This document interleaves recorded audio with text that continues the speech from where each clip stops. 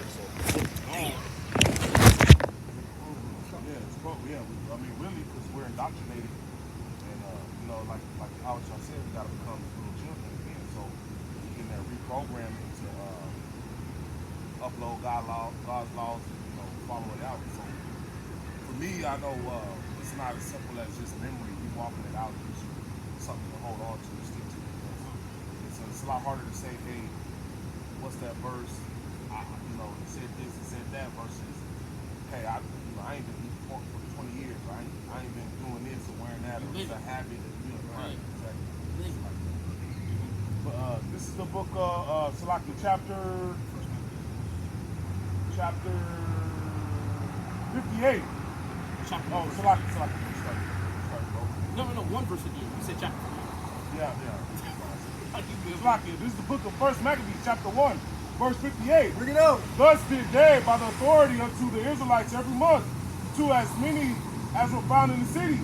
Now the 5 and 20th day of the month, they did sacrifice upon the idol altar, which was upon the altar of God. At which time, according to the commandment, they put to death certain women that had caused their children to be circumcised. And they hanged the infants about their necks and rifled their houses and slew them that had circumcised them. You seen that picture?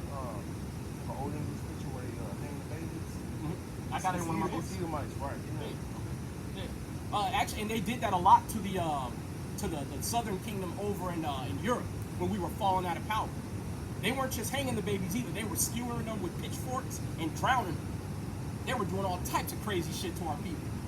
That's why when you read stuff like this here in First Maccabees, you gotta understand, man, don't be fooled by this white devil walking around with a suit and tie on, man.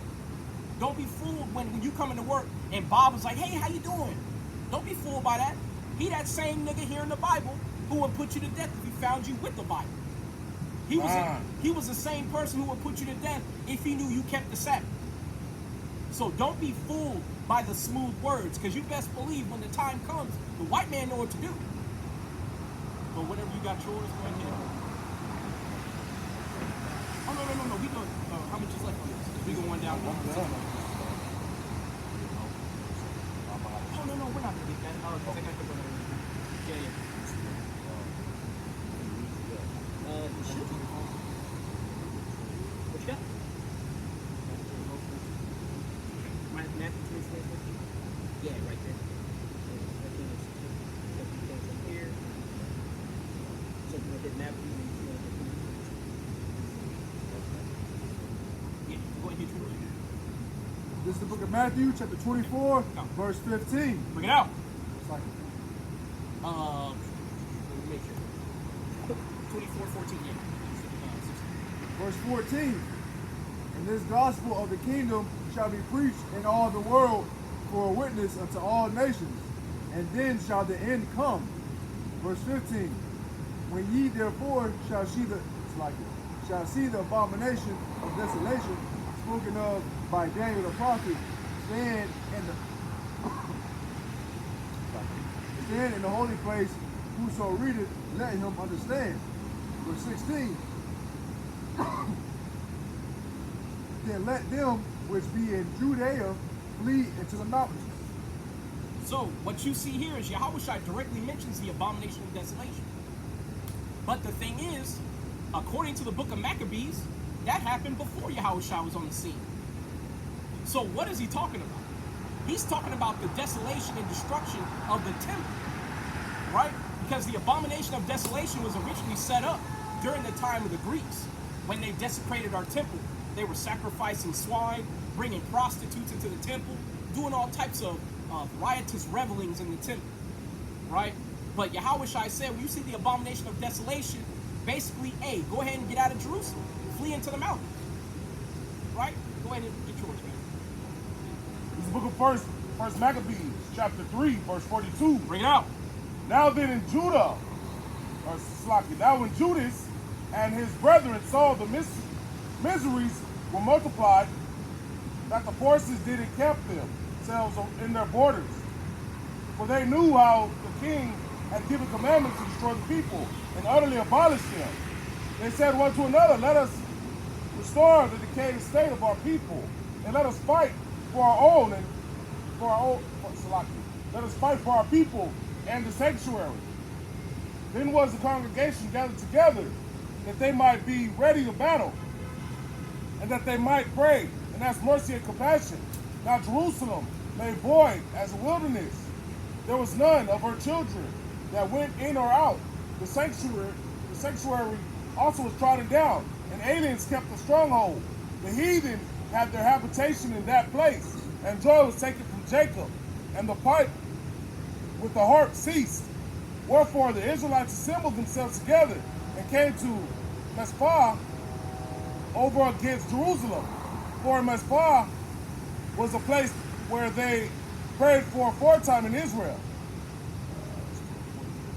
No, so, because I don't want to read that yet. Actually, no, go ahead and read it, man. Go ahead. Okay. Go ahead. Verse 47.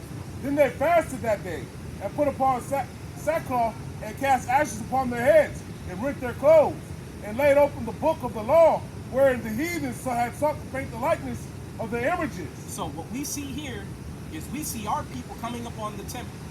After the heathen have profaned it, they've polluted the altar, they basically left it in disarray to the point where there's wild weeds growing up out of the ground. Right? And it put our people in a state of mourning. But we see in the Bible that our people, it really did affect us negatively to see the house of God so downtrodden as a result of the heathen polluting it. Because we knew the only reason why it happened is because we sinned and went off. Right? But you gotta go, brother.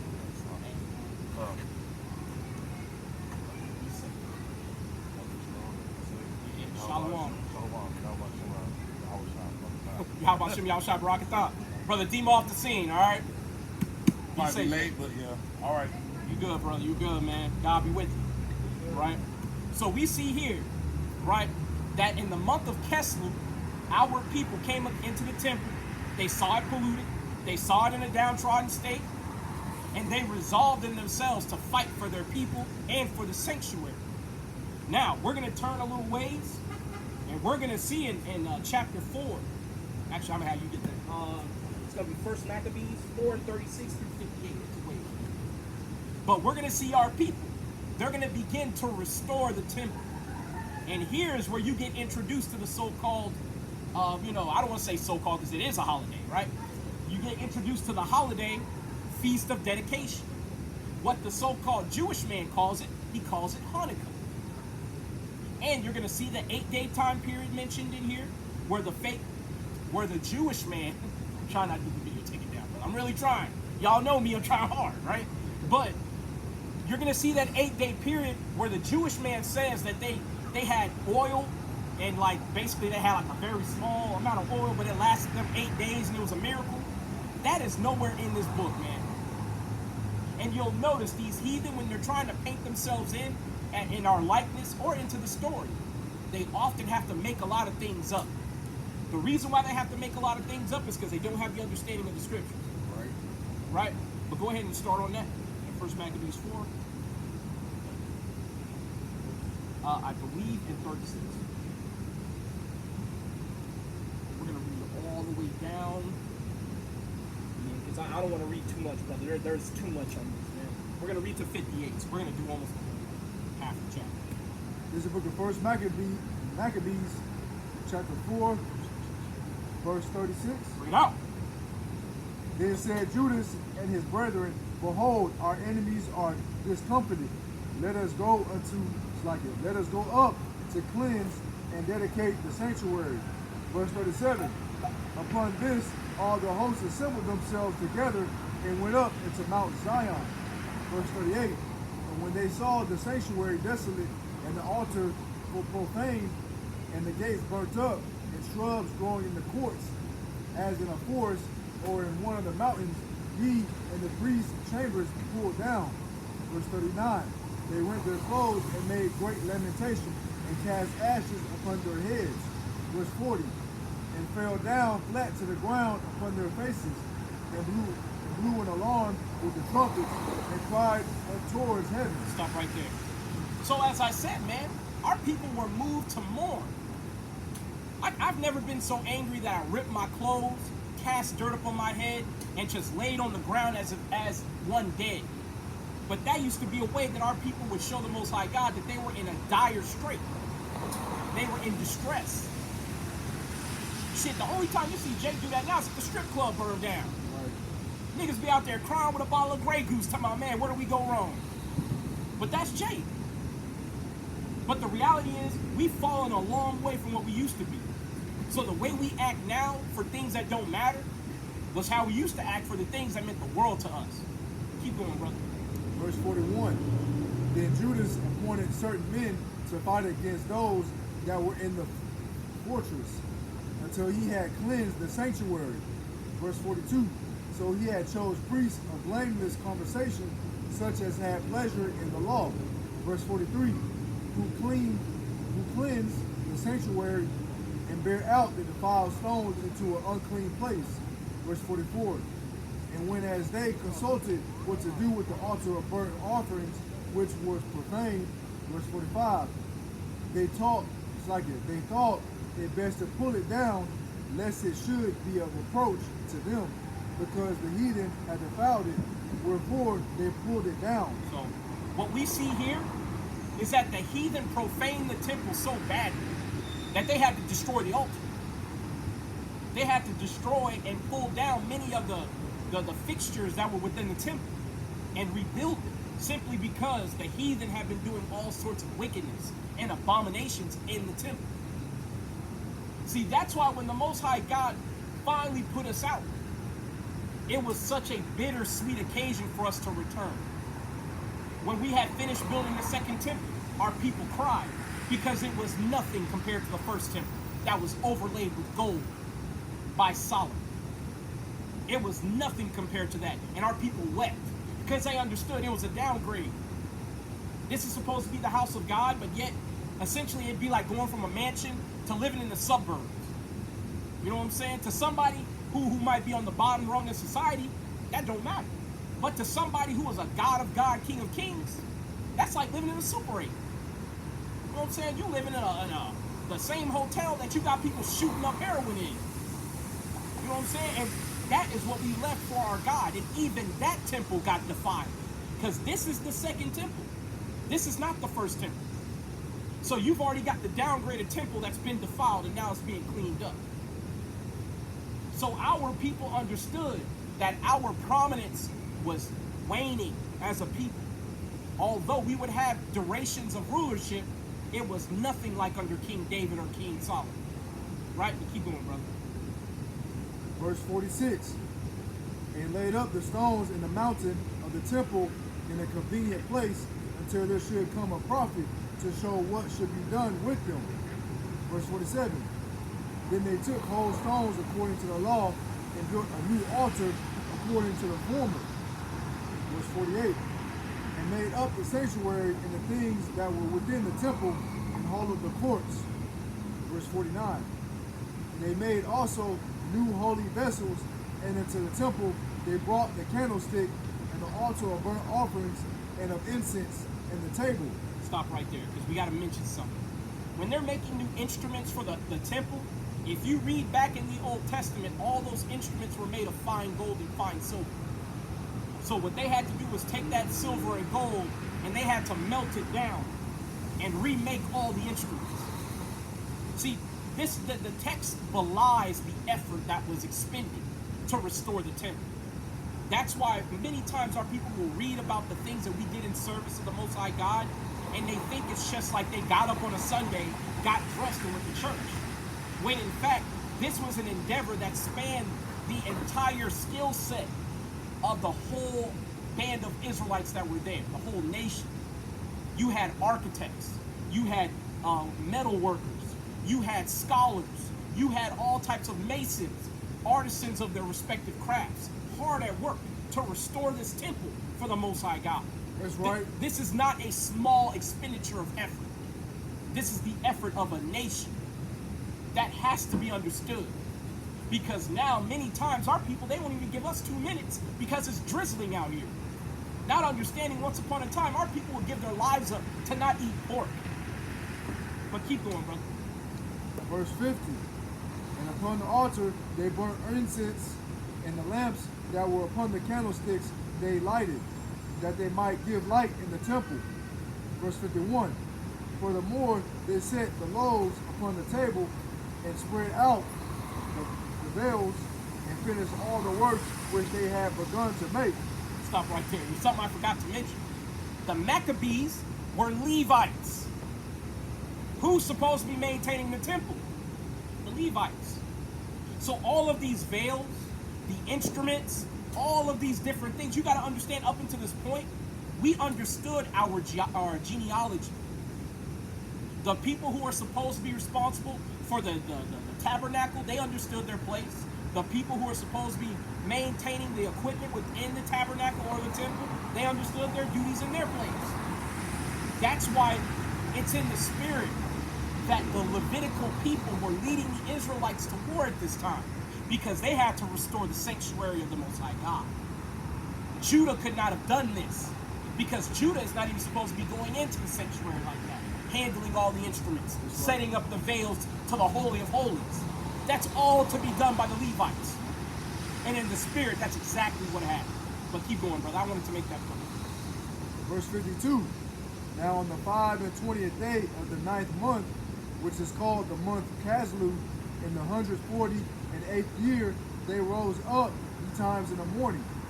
Verse 53. And offered sacrifice according to the law upon the new altar of burnt offerings which they had made.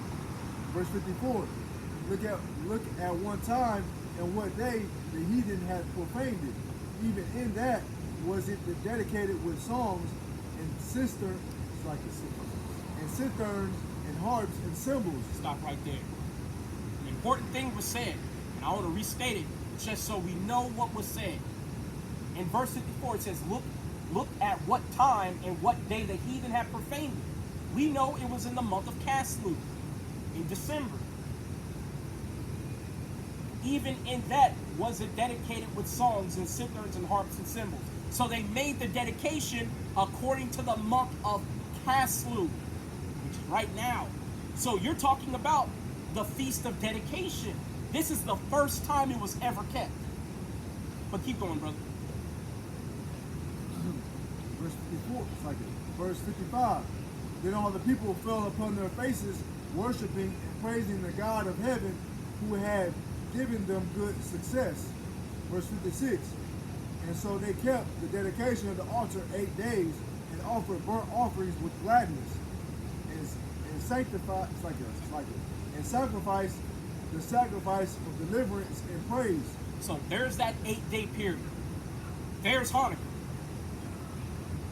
See, a lot of times, because our enemies speak in a tongue that we don't understand, many of us believe that's the occasion for us to stand down and not pursue what they're saying, not come to the understanding of what they're talking about around us. But see, had Jake been a bit more attentive and checked out the scriptures, they would have said, oh shit, these people ain't even keeping the Feast of Dedication right. They made up a holiday called Hanukkah. And granted, it might mean Feast of Dedication, but they're certainly not keeping it in accordance with the Bible. They don't even know what the Feast of Dedication represents. That's why, again, understanding your heritage sets you free. Sorry. But go ahead and finish up. Verse 57. They decked also the forefront of the temple with crowns of gold and with shields, and the gates and the chambers they renewed and hanged doors upon them. Verse 58. Thus was there very great gladness among the people, for that the reproach of the heathen was put away. Verse 59. Moreover, Judas and his brethren with the whole congregation of Israel ordained that the days of the dedication of the altar should be kept in their season from year to year by the space of 8 days, from the 25th day of the month Caslu, with mirth and gladness. Verse. Wait. Hold on a second. Did it just say the 20th or 25th day of December? The 5 and 20th day of Caslu. That's Christmas, y'all. So you need to understand, they have overlaid our holiday with their own pagan worship. That's right. That's why when we tell our people not to celebrate Christmas, it's not because we have animosity toward them. It's because they might not have knowledge of what they really should be celebrating. And we're not telling them not to celebrate. Why celebrate one day when you got 8 days? So we actually have a holiday called Feast of Dedication instead of Christmas, and we're to keep it for 8 days. And that's to celebrate us restoring our temple after the so-called white man destroyed it. And actually, I want you to read and finish out the whole chapter, because it talks about us basically defending ourselves against Idumea, which is Edom, the so-called white man. It's in the spirit that the crackers walk by. Love it. Go ahead, brother. Verse 60. At that time also they built it up, the Mount Sion, with high walls and strong towers round about, lest the Gentiles should come and tread it down as they had done before. Verse 61. And they set there a garrison to keep it, and fortified Bethsura to preserve it, that the people might have a defense against Idumea. So let me get this straight. Not only did they celebrate the restoration of the temple, and they had a new holiday, the Feast of Dedication, but then while in the midst of celebrating, they made sure to build up garrisons and walls. That way, when the white man inevitably came back, they would be able to fight him off. Let's fast forward to today and see how Jake responds to the torment foisted upon us by the white man. After the white man finally has enough bloodshed and goes home, we don't even have enough sense to stand up, restore ourselves, and then build defenses. More times than not, all we do is we stand up and get enough money ready to give it to him the next time. There you go, Master. I got it ready. You ain't got to kill me this time. I got it ready for you. That's how Jake is, man. But once upon a time, we understood that the destruction of our temple was an act of war. The desecration of our God was an act of war. But again, you fast forward to today, you can't abuse us enough where Jake will stand up and fight against the right enemy. They'll stand up and shoot up their block, though. They'll spin the block on somebody they've already put 3 bullets into just to make sure that they ain't alive, and the people who came out to console them or to render medical aid get sprayed up too. That's the spirit Jake is in, man. That's why the curse of madness, when you understand what it means according to the Bible and how we used to be, you can see the madness written plainly upon our people's actions and upon their faces, right? But we're going to go ahead and move on. So we're going to go to John 10 and 22. I'm going to get that real quick. And if you don't mind, can you go to 1 John 4 and 1 through 3? Right? Because I already said what Kaslu means. But the reality is, in John 10 and 22, it tells us that Yahushua essentially was born in the spring. See, again, to people who say that the Apocrypha is not canon with the Bible, then you've got to explain to me why they're keeping the Feast of Dedication in the New Testament. This is John, chapter 10 and verse 22. And it was at Jerusalem, the Feast of Dedication, and it was winter. So, I'm saying that Kaslu is the month of December, and then here in John in 22, or 10 and 22, it's stating plainly that the Feast of Dedication was in the dead of winter. I think we have a match, people. So my question is, what is this holiday that they give us called Christmas? It's, as I said earlier, it's a pagan celebration called Saturnalia. But more than not, our people don't read, and they damn sure don't listen. So you could tell them this till they're blue in the face. You could put it out in the open. Hell, you can even have the white man say it. And more times than not, our people, well, they'll turn right around and wrap the gifts under the Christmas tree and say, kids, come and open them up.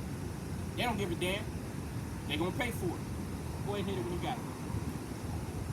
4 and... Well, 1 John 4 and 1 through 3. This is the book of 1 John, chapter 4, verse 1.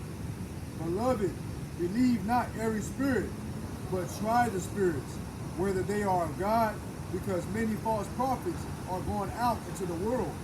Verse 2. Hereby know ye the Spirit of God. Every spirit that confesseth that Jesus Christ is come in the flesh is of God. Verse 3. And every spirit that confesseth not that Jesus Christ is come in the flesh is not of God.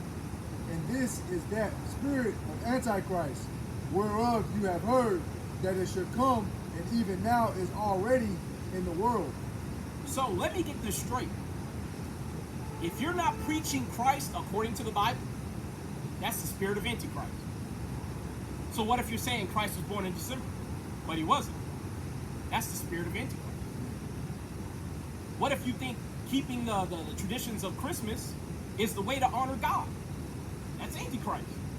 What about your pastor who has the church lock-in every year and gets record profits, by the way, because you niggas be throwing that money on Christmas trying to make up for all the fucking sinning you've been doing all year long? That's still the spirit of Antichrist. Because if your pastor reads the Bible, which most of them do, they just don't want to tell you what's in it, he knows that Yahushua was not born in the middle of the winter. He knows that. Right? Because he knows to read the Greek and the Hebrew. He knows if you come across a word that you don't understand, you don't just skip over it. You see what it means. They know these things. But they don't have to express those things when talking to people who have no interest in the wisdom of the Bible. And that's where the moral hazard comes in. If you don't have interest in the words of God, then if you're going to church, what good is it? Because he has no obligation to tell you straight, because you ain't going to check it. When's the last time you had somebody stand up in the church congregation and go, "Pastor, I don't think it mean that"? I've never seen it. Never. Have you, brother? No. And that's the reality of it. So the spirit of Antichrist is everywhere. That's why the Bible says there are many Antichrists. But let's keep going with the lesson so we can get this closed out. So, if you don't mind, go to 1 John 2 and 18. All right? It's actually going to bring the point I just said. This is the book of 1 John, chapter 2, verse 18. Now, Little children, it is the last time, and ye have heard that Antichrist shall come. Even now are there many Antichrists, whereby we know that it is the last time. read the next verse. Verse 19. They went out from us, but they were not of us. For if they had been of us, they would not doubt have they would no doubt have continued with us. But they went out that they might be made manifest that they were not all of us. Now, who are these people who are going out of the prophets but are not of the prophets? Who are these people?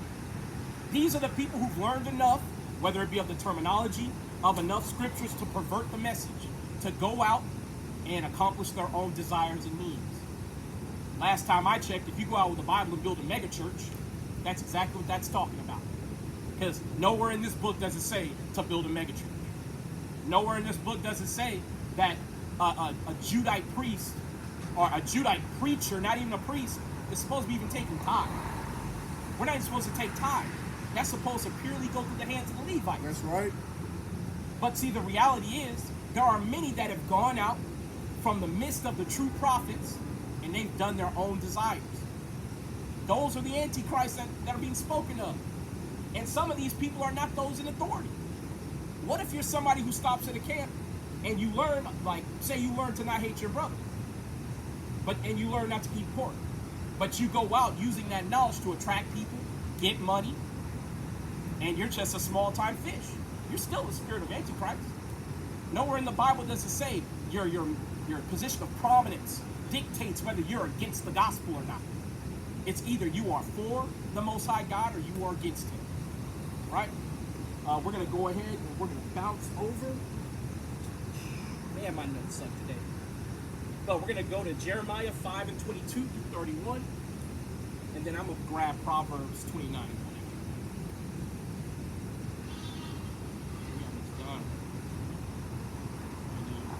We can just kind of hang out to see if anybody walks by for another 30, and we can call them.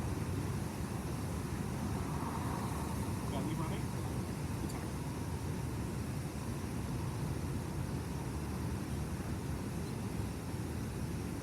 You got something to teach me? Okay. Well, actually, you want to take my lesson with you?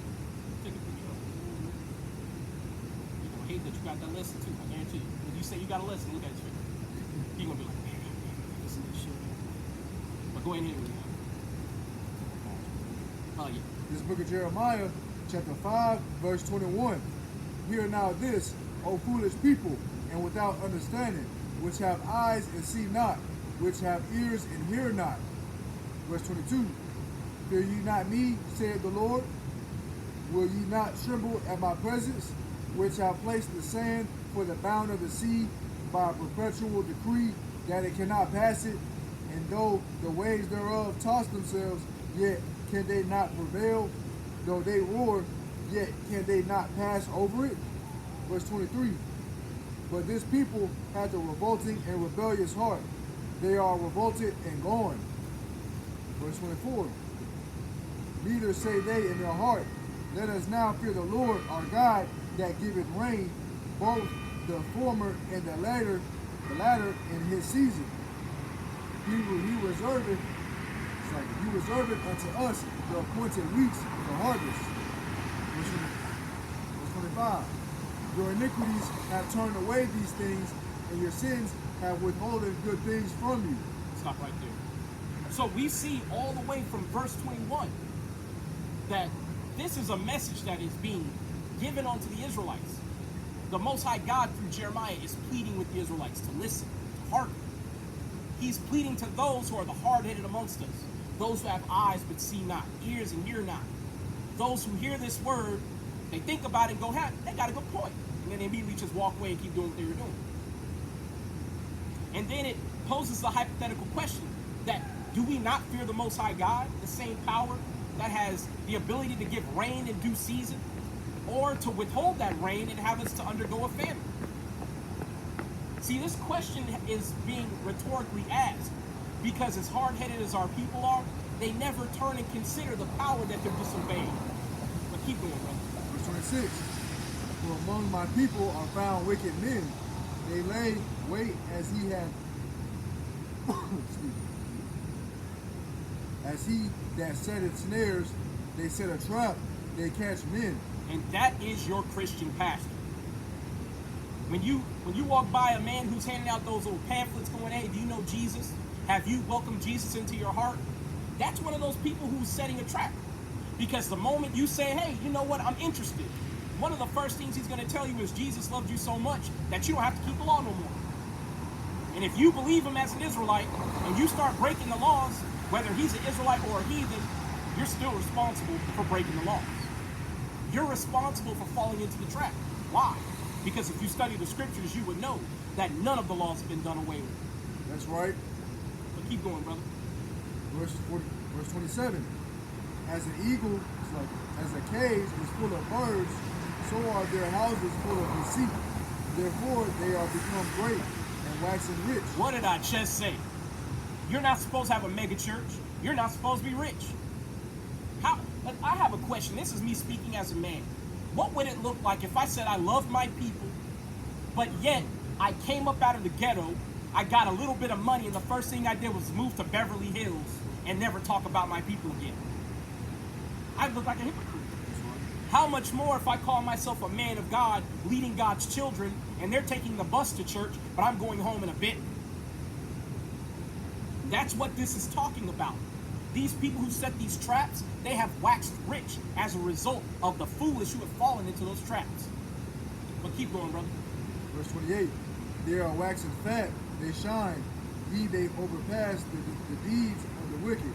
They judge not the cause of the fatherless, yet they prosper. And the right of the needy do they not judge. Verse 29. Shall I not visit for these things, saith the Lord? Shall not my soul be avenged on such a nation as this? Verse 30.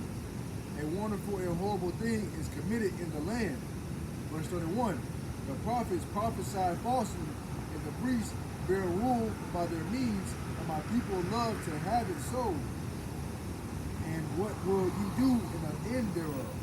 So, all these horrible things are going on as a result of those who have a meager understanding of the scriptures going to mislead others to contribute to their desires, contribute to their dreams and their aspirations. But it says here in verse 31 that our people love to have it so, man. They loved when Creflo Dollar was talking about he needed a second private jet so he might be able to go to Africa and do missionary work over there. I remember when he was asking for money and his congregation was going, hey, all praises to the Lord. Make it plain, sir. The organ was going. He was doing his old church get up, man. Our people love that shit, man. But they be the same ones sitting there rubbing their forehead, frustrated, trying to figure out how to pay their rent. Right. Knowing they gave away enough money to the church to pay their rent for the whole year. But our people love to have it so, man. This is Proverbs, chapter 29 and verse 1. Bring it out. He that being often reproved hardeneth his neck shall suddenly be destroyed, and that without remedy. So those who've been warned time and time again, those who have been taken to the side to be given clarity about the rules of the Bible, the laws they should be keeping, the hypocrisy of the church, and yet don't want to listen, those are the very same people going to be destroyed. See, that's why we know by the countenance of people in their activities, by how they look, because you can tell somebody keep the commandments by their look, because there are commandments that are literally in the Bible to remind you to do certain things by how you look. Your fringes are not just to remind you as the person wearing them. Your fringes are also to remind other people, other Israelites who look upon your fringes and go, oh yeah, I gotta keep them laws. Oh yeah, I remember that. The not marring the corners of your head or your beard. You showing up with your hair marred reminds people, oh shit, that brother going off. I'm not gonna do that. Because the way it used to be is if you cut your beard, you marred the corners of your beard, they put you out the camp until your beard grew back. See, that sounds like a small thing, but can you imagine you get put outside the camp walls or the defenses, and y'all are being watched by Moab, Ammon, Esau, Ishmael, all the heathen around about in camp, waiting for a chance to strike. And your stupid ass sitting out there with a bald face going, damn, I hope they don't come over here. You in trouble, man. So all these commandments are meant for our keeping. But those who don't want to repent and come back, man, they're going to face the penalty of their hard-headedness, their hard-heartedness. That's going to be returned unto their own bosom, because the Most High God's judgment is like unto a ring, right? But let's go ahead and we're going to slide over to, actually, I think we're almost done, brother. Let's go to Amos 5 and 18 through 19. And then we're going to read all of Zechariah 13. It's not a long chapter, but it punctuates the lesson quite nicely. And I'm sorry to the camera. I don't know what happened, but it turned off, man. And you saw me check that camera like 4 times. It turned off. So after all that reading in First Maccabees, man, it lost me. So, but I'm going to have to do a sit-down lesson. I know I said I'm always going to do it, but this week I'm going to have to, man, because we lost half the lesson. So, go ahead, brother, whenever you're ready. We're going to get Amos 5 and 18 through 19. This is the book of Amos, chapter 5, verse 18. Woe unto you that desire the day of the Lord. To what end is it for you? The day of the Lord is darkness and not light. Verse 19. As if a man did flee from a lion and a bear met him, or went into the house and leaned his hand on the wall, and a serpent bit him. Actually, read through the 21 again. We go stop. Verse 20. Shall not the day of the Lord be darkness and not light, even very dark, and no brightness in it? Verse 21. I despise your feast days, and I will not smell in your solemn assemblies. So we see through this lesson so far, right, that Christmas is not the name of this holiday. It's the Feast of Dedication. And the Most High God is expressed. What is the day of the Lord unto the wicked? What is it for you? For the Messiah to return back with all power in his hand, to render judgment. When your judgment inevitably is going to be guilty. What is it to you? It's condemnation and destruction. That's what it is. That's why the Most High God never ceased through his prophets to give us warning, to give us correction and refinement. That's why it goes on to say, I despise your feast days. The Most High God hates it so much that he says he won't even smell in your solemn assemblies. So when we are burning our sacrifices unto the Lord, the Most High God ain't got nothing to do with it. He like, yo, get that shit away from me, man. That's really burned to Caesarea Borgia. All that tithe money that you're bringing in on Easter, on what are the Good Friday, on Christmas, Thanksgiving, any type of church service, Catholic service, all of these pagan worshiping services. Most High God ain't got nothing to do with that. Nope. That's why In Acts 7 and 48, it says, Most High God dwelleth not in temples made with hands, man. The Bible don't say this stuff for nothing.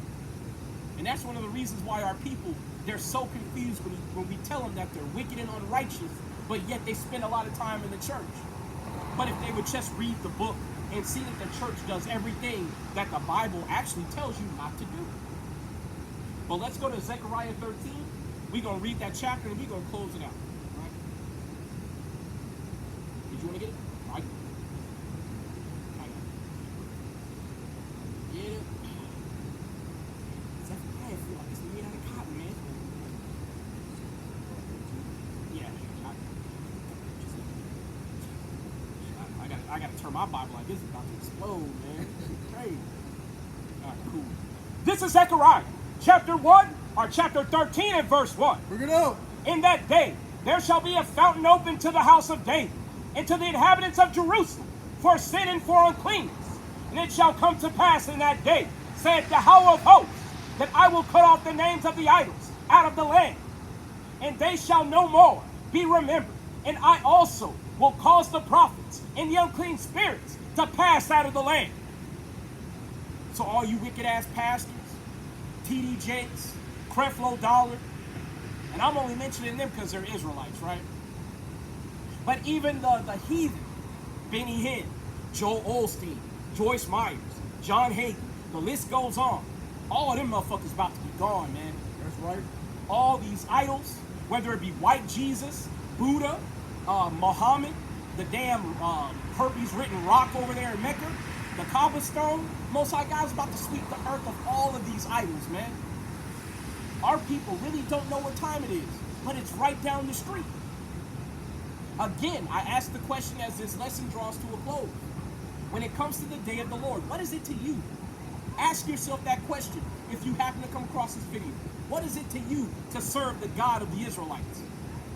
When the Most High God has made it plain what he wants of his people and who he has chosen. Verse 3, and it shall come to pass that when any shall yet prophesy, then his father and his mother that begot him shall say unto him, Thou shalt not live, for thou speakest lies in the name of the Lord. And his father and his mother that begot him shall thrust him through when he prophesied. So it's going to get so bad out here that those of us who are in this truth who are prophesying, those who want to cleave unto the idols, even if they're your mother or your father, they're going to try to run you through. They're going to be running to the heathen to tell them that you believe in the God of the Israelites, the God of blacks, Hispanics, and Native Americans, and his son whom they ignorantly call Jesus Christ. We're getting to the point of Jacob's trouble, man, where the enemies of a man are going to be those of his own house, as Yahushua told us will come upon the earth. Verse 4, and it shall come to pass in that day that the prophet shall be ashamed, every one of his vision, when he hath prophesied, neither shall they wear a rough garment to deceive. But he shall say, I am no prophet, I am a husbandman, for man taught me to keep cattle from my youth.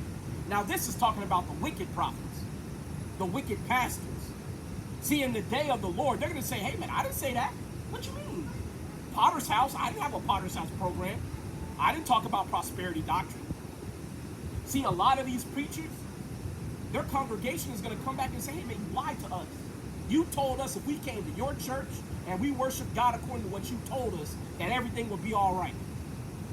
You got to remember, man, when people start losing family members, now the rank and file of the church, that takes a back seat. Because people don't think highly of God. What makes you think they think highly of the church or its pastorship? See, those are just ceremonial places where certain people occupy.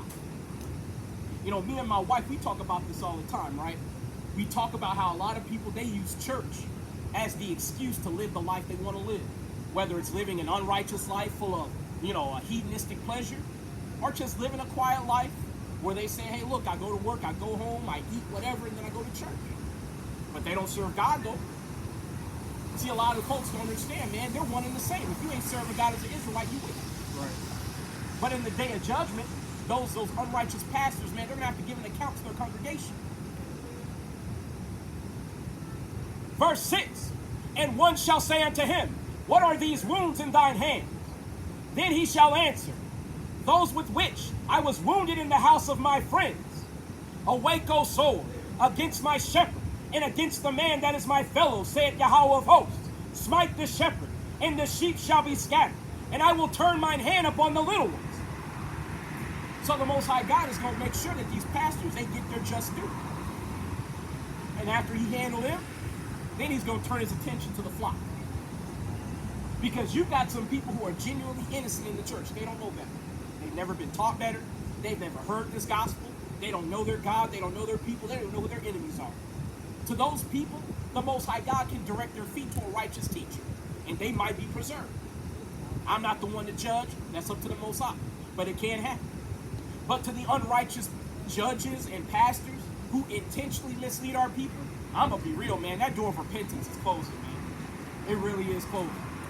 And if they don't have the mindset to outright just tell our people, hey, these are who the Israelites are, and this is what they need to be doing, I don't see the path to redemption for them. And if y'all are Native Hispanics, y'all are Israelites, y'all special. Keep the laws of God, y'all the Israelites. Right? I'm really surprised, man. Christmas is right here, and we haven't had anybody stop to listen to the Bible. Not one today. And I'm going to be honest, this lesson has been very tame. We're not even talking about it. We're talking about Christmas. But I say this all the time, man. I have more people stop when I'm going in and being harsh and abrasive.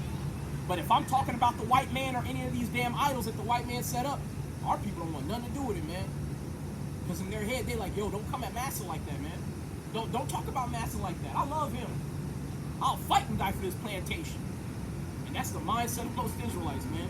Shit is crazy. Well, let's finish out, right? Verse 8.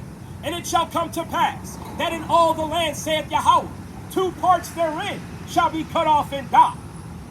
But the third shall be left therein. And I will bring the third part through the fire, and will refine them as silver is refined, and will try them as gold is tried. They shall call on my name, and I will hear them. I will say, it is my people. And they shall say, the Lord is my God. So through all the tumult and tribulation that's coming upon the earth, the Most High God is going to preserve his 1/3, man. The righteous of his people. The people that he has deemed fit to see the kingdom as the first fruits. They're going to be preserved. But the rest of you niggas, hey, man, get ready to die, man. Because the warning has gone out time and time again.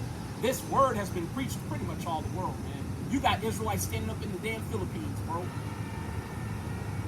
I was watching the video of them brothers. They had a little loudspeaker. I didn't agree with them having a woman on the line. Hey, what's up, y'all? Y'all doing all right this week? Yeah. Okay. So at 8, I'll probably stay behind a little bit. But yeah, that's the lesson, y'all. You know, just so y'all know, we went over Christmas and holiday. Why not? Right, so I can go over some of the notes and stuff, just so y'all know. Yeah. But in terms of the official lesson, now this is like the after hours, if you want to call that what it is. That's cool. But did you have anything you want to bring up? No? Okay, cool. So how y'all doing this week? Okay. I just was reading Not the winter. And the winter I until when?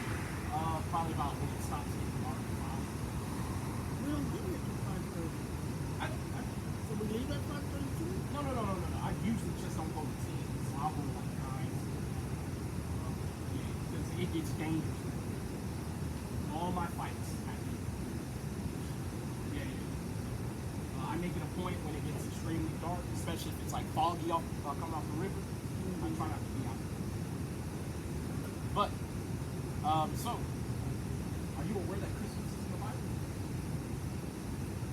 Okay, go No. ahead. I mean, Mary had the baby, I know that. Let's go ahead. Go to Jeremiah 6. We're going to just read about Christmas. I'll do this one time. And I'm going to get that in a second part. Next one's back to 4 about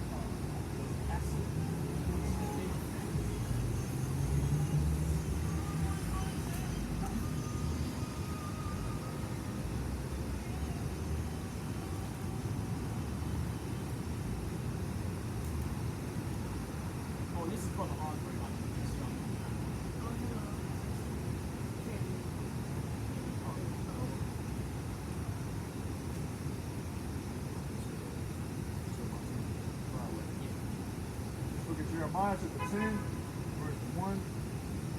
Hear ye the word which the Lord speaketh unto you, O house of Israel. Verse 2. Thus saith the Lord, learn not the way of the heathen, and be not dismayed at the signs of heaven, for the heathen are dismayed at them. Verse 3. For the customs of the people are vain, for one cutteth a tree out of the forest, the work of the hands of the workmen with the axe. Verse 4. They deck it with silver and with gold, they fasten it with nails and with hammers, that it move not. Stop right there. What does that sound like so far? Sounds like Christmas. Keep going. Verse 5. They are upright as the palm tree, but speak not. They must needs be born, because they cannot go. Be not afraid of them, for they cannot do evil, neither also is it in them to do good. That's it. Yeah. So this is literally saying that the Christmas tree is an idol, right? Now, where does the Christmas tree come from? What real religion, or I'm sorry, what celebration does it come from? It comes from a Greco-Roman holiday called Saturnalia. So during Saturnalia, they would celebrate it just like they celebrate Christmas today, where they have, like they have a feast. Usually they have a ham, the Christmas ham, right? Or honey glazed ham. Everybody had one. And they used to have orgies in the streets. They would bring orgies into the church, because you got to remember, they had their own temples. So they would sacrifice young pigs. They would have prostitutes and everything. And they would also have mistletoe, where if, say, you walked under the mistletoe, you would kiss, just like today. All of those things are part of Saturnalia. That's why none of those things are in the Bible, right? That's why you have here in Amos 5 and 21, it says, I despise your feast days, and I will not smell in your solemn assemblies. That's why the Most High God said, look, I don't want nothing to do with that, because that's not my holiday. That's a holiday to an idol. So think about all those times when you were younger, where you had those warm, fuzzy memories of Christmas. See, when I started getting older, when I came into my 20s, something literally changed about Christmas for me. There was no enjoyment. But I realized it was the Most High God sobering me up. So now when Christmas rolled, back even during then, when Christmas rolled around, I lived on my own. I didn't even go back home to my family. And now, when Christmas comes, I pretend like it's a regular day. Because guess what? It is a regular day. Now I have a question. They say Christmas is supposed to represent the birth of Christ. When was Christ born? Can you get that for me? And was that Luke 2? Yeah, it's in Luke 2. I'll tell you where it's at. It wasn't in the winter Correct. because the sky was clear and they can see the stars. Correct. So it had to be in the summer. Okay. Well, this brother's going to read to you some of the clues that if you understand how shepherds tend to their flock throughout the years, they do a very particular thing in these verses. You'll pick up on it even if you don't take care of livestock, because if there's snow on the ground and it's very cold, do you let your animals go graze freely? No, because there's no grass and they could freeze to death. Well, go ahead and read Luke 2 and go ahead and read 4 through 8. This is the book of Luke, chapter 2, verse 4. And Joseph also went up, it's like it, Good. went up from Galilee out of the city of Nazareth into Judea unto the city of David, which is called Bethlehem, because he was of the house and lineage of David. Verse 5. To be taxed with Mary, his espoused wife, being great with child. Verse 6. And so it was that while they were there, the days were accomplished that she should be delivered. Verse 7. And she brought forth her firstborn son, and wrapped him in swaddling clothes, and laid him in a manger, because there was no room for them in the inn. Verse 8. And there was in the same country shepherds abiding in the field, keeping watch over their flock by night. So, imagine this is in the middle of the winter. How would a baby, just being in swaddling clothes, being newly born, how would he even survive being in a barn? in basically a wooden cradle, and that's all they had. How would they survive? They would have froze to death. But see, when you go down to verse 8, it tells you that the shepherds were in the fields tending to their flocks that night. So that lets you know that Jesus Christ was not born during the winter. Now, if you go back to Matthew, I believe it's Matthew 2, right? That we brought out earlier, talking about the death of Herod. It's either 2 or 4. Hold on. Because you remember when, before Yahushua was born, Herod had he tried to send the wise men out to find him. And really, he wanted to kill the Messiah. So in the spirit, that the wise men were given word to not go back to Herod, but to go back home another way, right? But you're going to see here, after Herod was dead, that's when they returned to Jerusalem, right? So if you could read Matthew,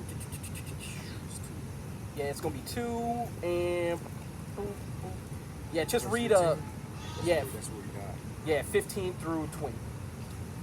This is the book of Matthew, chapter 2, verse 15. And was there until the death of Herod, that it might be fulfilled, which was spoken of the Lord by the prophet, saying, out of Egypt have I called my son. Verse 16. Then Herod, when he saw that he was mocked of the wise men, was exceeding wroth, and set forth.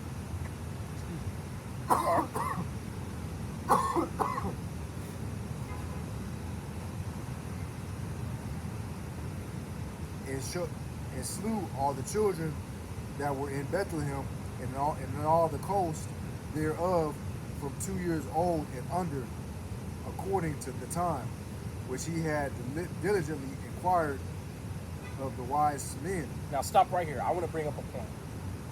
Herod is directly and publicly stated to be an Edomite.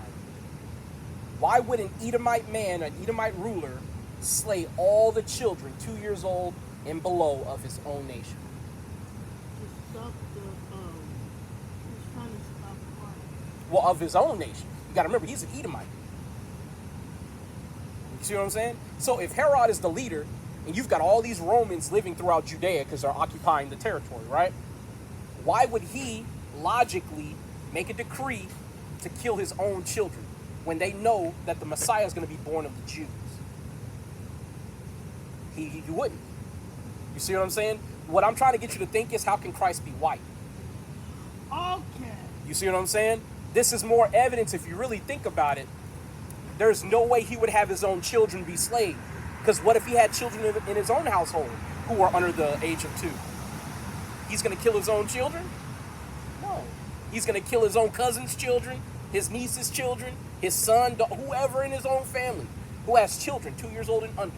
You really think he's going to kill his own children to get a Messiah that he knows is not going to be born of his own people? No. That's just evidence for you to think about when you really start to try to contemplate who the Messiah is. Right? Keep going, brother. Verse 17. Then was fulfilled that which was spoken by Jeremy the prophet, saying, verse 18.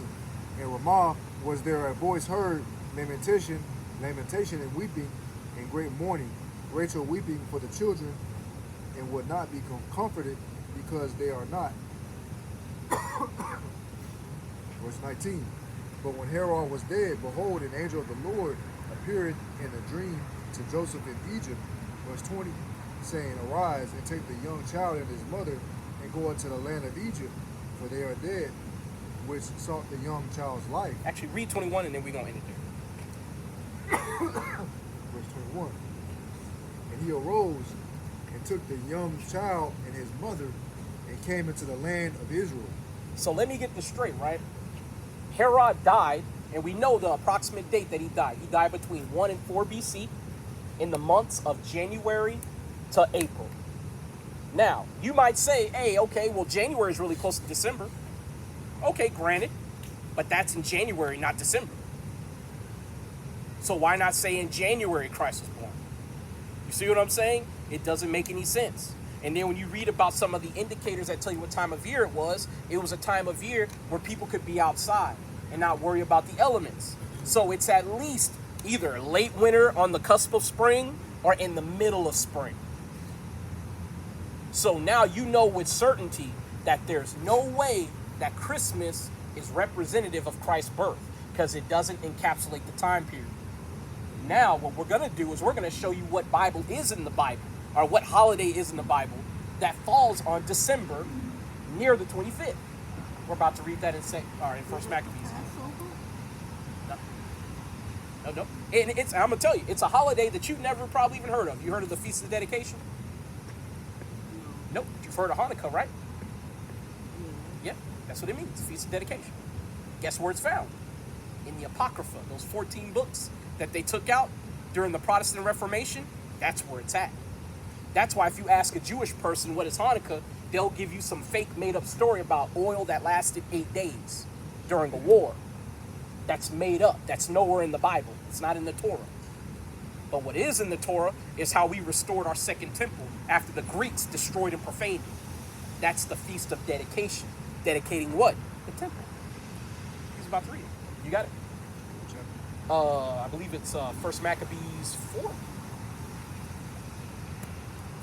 Man, it started getting cold quick, man. Oof.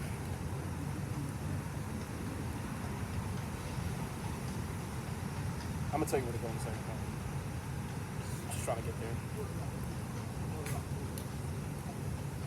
Right, so we're gonna go First Maccabees 4. You know what? Start at 36. We're gonna read through, man. This is the book of First Maccabees, chapter 4, verse 36. Bring it out. Then said Judas and his brethren, behold, our enemies are discomfited. Let us go up to cleanse and dedicate the sanctuary. Stop for a second. So what's happening here is Judas Maccabees and his brothers, right? The Maccabees, or the Maccabeans. You probably heard that. They stood up while the Greeks were oppressing our people, and they led a rebellion. And not only did they lead that rebellion, they actually won, and they subjugated the white man, or the Greeks. They put the Edomites in slavery. Now, during the time of the Hasmonean dynasty, that's what it's called.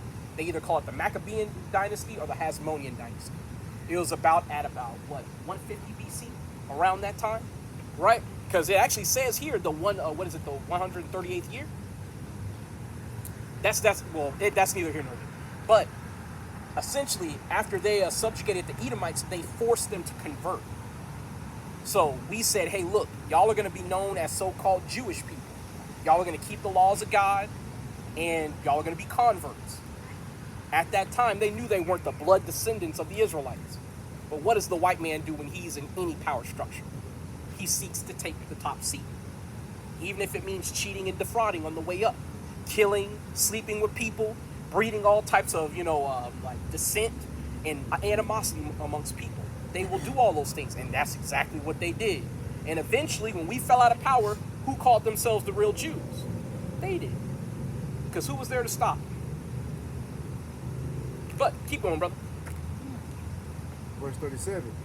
Upon this, all the hosts assembled themselves together and went up into Mount Zion. Verse 38. And when they saw the sanctuary desolate and the altar profaned and the gates burnt up and shrubs growing in the courts, as in a forest or in one of the mountains, and the priest's chambers pulled down. Verse 39. They rent their clothes and made great lamentation and cast ashes upon their heads. Verse 40. And fell down flat to the ground upon their faces and blew an alarm with the trumpets and cried towards heaven. Stop right there. So when they saw the condition of the temple, they have you ever seen somebody so like say they heard their firstborn child died in a car accident? They're just beset with so much grief that they might tear their clothes, they might scream in pain. Our people did that when they came into the temple and they saw what the heathen had done to them. Because you got to remember, they were sacrificing pigs on the altar, and swine is an abomination to the Most High God. So how much more of an affront to God to not only bring swine into the temple, but to sacrifice it on the most holy thing, aside from the Holy of Holies, the altar. You're sacrificing swine's flesh on the altar. See, one of the things that is it's underspoken is the hatred that the heathen have for our God and our people. They literally hate our God. And as a result, any time or chance that they get to insult the Most High, they take it. There's a movie called, I believe, what is it called? Damn, it's a movie about possession. It's called no, it's a newer one. I think it's like Infectious or Insidious, something like that. But anyway, it's about a convict who's on death row. He's about to be put to death, but his defense is, while he did the murders, he was under possession of a demon. So they send a psychologist in to talk. And as he's talking, the demon is taking over him and telling him why he's doing the things that he does. And one of the things that he says is that they can't hurt God, but they can hurt the thing closest to him, which is his children. So that in the movie, they're literally admitting how they want to hurt God, which is by hurting the Israelites, by destroying God's temple, by occupying his land and doing abominable things in it. But keep going, brother, whenever you got it. Verse 41. Then Judas appointed certain men to fight against those that were in the fortress until he had cleansed the sanctuary. Verse 42. So he chose priests of blameless conversation, such as had pleasure in the law. Verse 43. Who cleansed the sanctuary and bear out the defiled stones into an unclean place. Verse 44. And when, as they consulted what to do with the altar of burnt offerings, which was profaned, verse 45, they thought it best to pull it down, lest it should be a reproach to them, because the heathen had defiled it.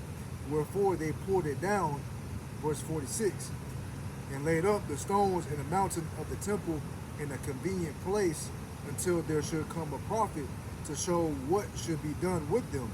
Verse 47, then they took whole stones according to the law, and built a new altar according to the former. Now stop there. I have a question for you. Who does the services in the temple? What tribe? The Levites. The Levites. Who are the Maccabees? What tribe they come out of? According to the actions that they're doing here, they're restoring the temple. What tribe should they come from? The Levites. Guess where they came from? The Levites.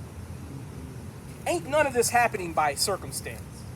All of this is happening because the Most High God literally had Levites stand up and go, hey, we're not taking this. We're going to fight for our people in our sanctuary. Now, if we actually, it's going to be a ways, but if you're here for it, I would love for you to read where the battles get so fierce that angels have to be dispatched to help us fight. Yeah. And I'm talking about two angels who come down on the side of, I believe it's Judas Maccabees, and they shield him literally, and they fire bolts of lightning to defend him. It's in the book. So the reason why I'm saying that is because the heathen will say this was during the time of silence, the 400 years where God didn't send the prophet or talk to us. But if God was silent, why is he sending signs for us? Why is he sending angels to help us? Because he wasn't silent, that's why. You see how this story works? See, that's why I love, and actually, where the camera at? I know you can't see my face, but that's cool. You can hear my words, right? That's why understanding what this book says and how the series of events, they culminate on one another. Nothing happens by itself. Because if you don't know who's supposed to be restoring the temple, then it doesn't make sense why the Maccabees are restoring the temple. Because no one else could. No one's permitted to build the altar except for who? The Levites. Who's supposed to be building all the silver and gold instruments in the temple? The Levites. Setting up the curtains, the Holy of Holies. All of those things are Levitical duties. And it just so happens that the rebellion was led by the Levites and the restoration was done by the Levites. Most I got cold with it, man. But you got to understand what this book says to see what's going on. And most people don't know what it says. So as a result, what ends up happening is they just read and they go, oh, okay, it was a nice story. Not understanding the miraculous things that are taking place for it to even be happening in the first place. But keep going, brother. Verse 49.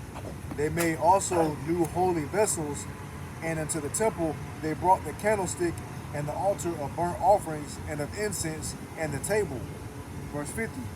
And upon the altar they burnt incense in the lamps that were upon the candlestick they lighted, that they might give light in the temple.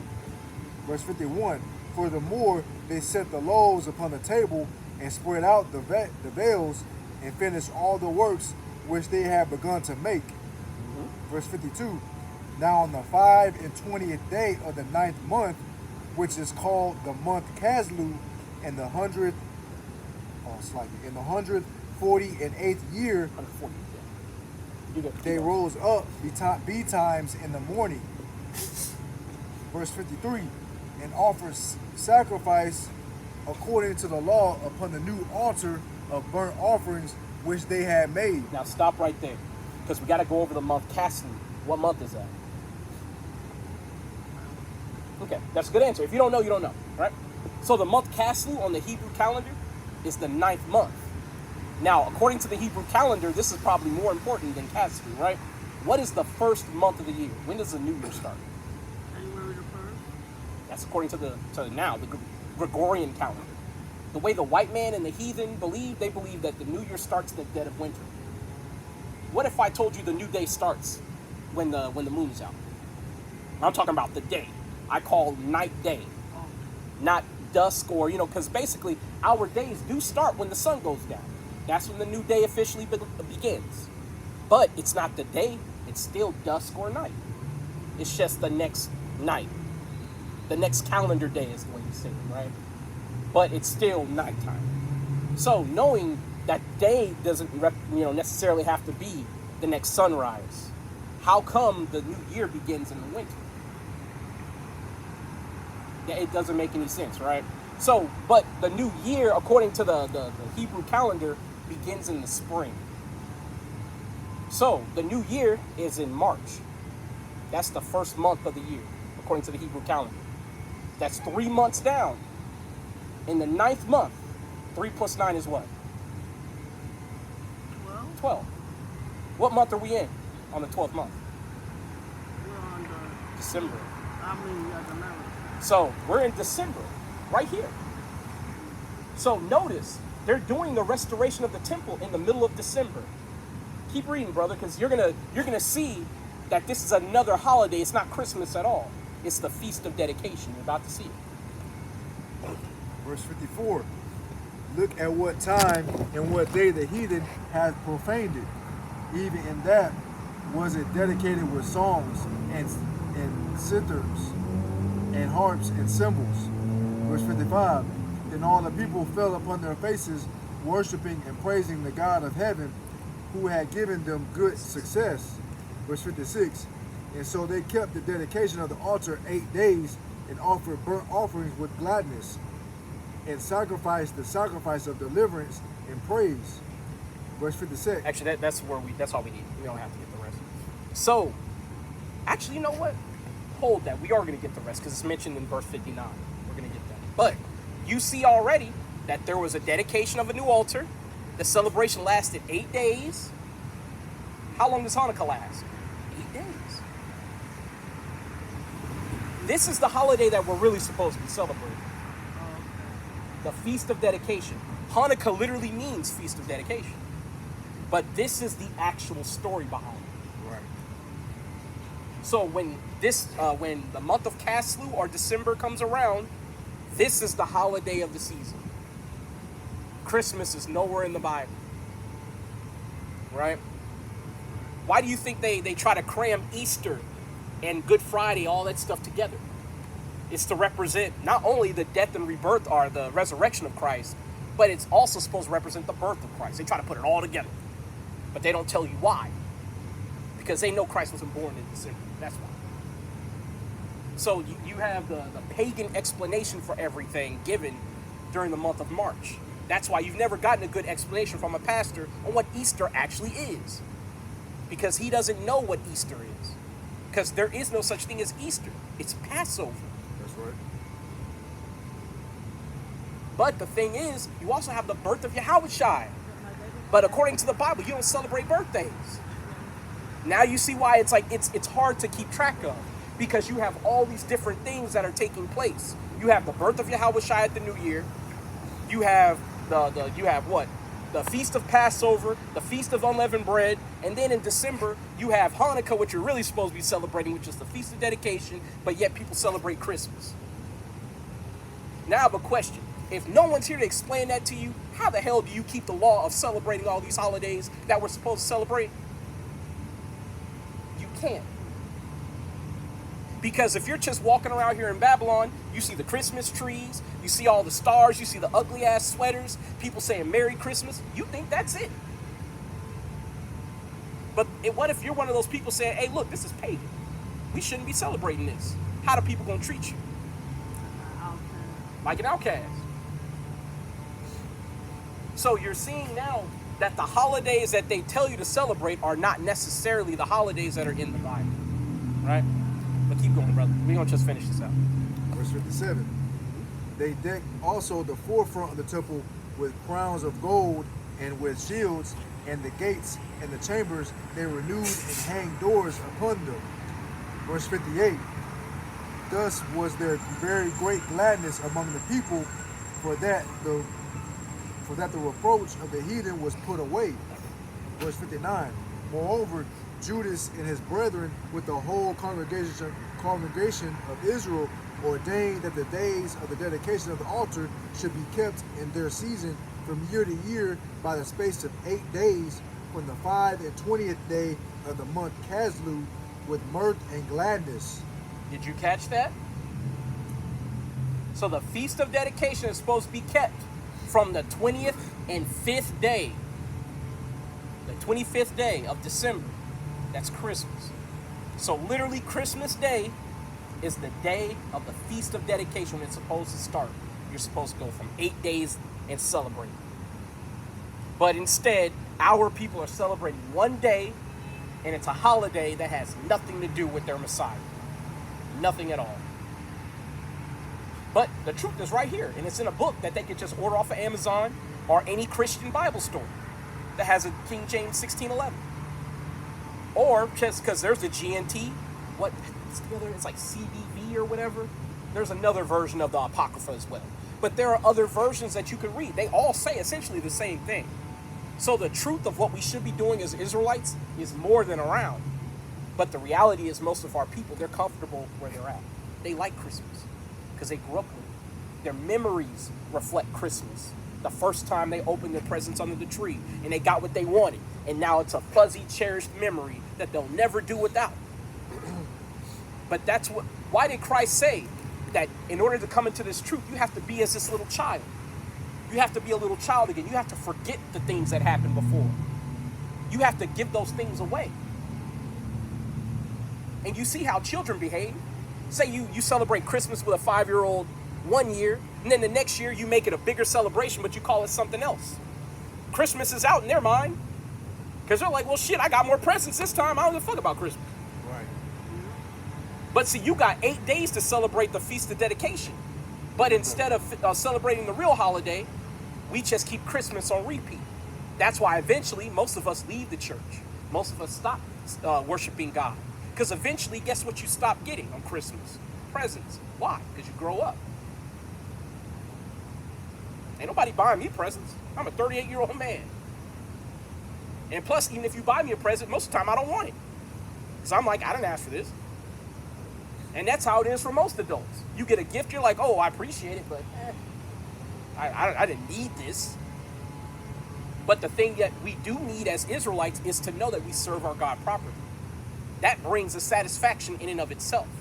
And that's why our people, they don't hold on to Christmas like it matters. Because, in a sense, it really doesn't. It has no spiritual weight.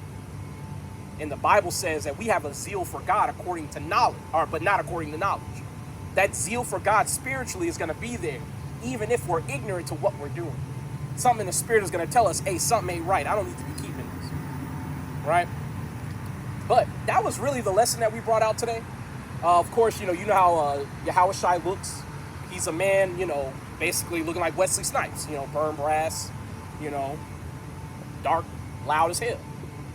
You know what I'm saying? So, go ahead, brother. Colossians 2. Get it, man. Go ahead and get it. Yeah, man. Yeah, if you got a precept, man, just say precept, bro. We'll get it. Yeah. Yeah, this is just another scripture that lets us know that there are traditions in the world that are leading us astray from the Most High. This is the book of Colossians, chapter 2, verse 8. Beware lest any man spoil you through philosophy and vain deceit, after tradition of men, after the rudiments of the world, and not after Christ. So we're being warned here that men are they will spoil us or destroy us through feigned philosophy or deceit. You know, men are always coming up with just like crazy off the wall stuff that's not in the scriptures. That's not, you know, we're not supposed to actually be following it according to the scriptures. And you know that scripture that says we're destroyed for the lack of knowledge. I'll get it. Yeah, I'll get it. It's in Revelation. That's Jeremiah 17:4. Hey, we're just destroyed for lack of knowledge. Are you thinking of blessed to see that read it in Revelations 1:3? You know, that the scripture was for teaching and that was Was it like 1 Timothy? words in Revelation at the end where nobody should add to it or take from it. Oh, yeah, Revelation 22. Yeah, you talking about the last verse of the Bible. Don't It's add or talking take away about- from. Yep. So Because you're going to get this is cursed with all the why curses in the Bible, yeah? But I'm sorry, sister? To show you the way of living and the right way. She talks about that. Well, All go ahead and check. scripture is profitable for doctrine. Yes, that's good. Okay. Yes, that is in Revelation. Ain't it? 22. I don't know. I think that's Paul, though. Yeah, that's Paul. But we'll get it, though. We'll get it. Because, you know, whenever you say a scripture, we want to make sure you know where it's at. You know what I'm saying? But this is Jeremiah 17:4. And thou, even thyself, shalt discontinue from thine heritage that I gave thee, and I will cause thee to serve thine enemies in the land which thou knowest not. For ye have kindled a fire in mine anger, which shall burn forever. Now, which curse is this talking about?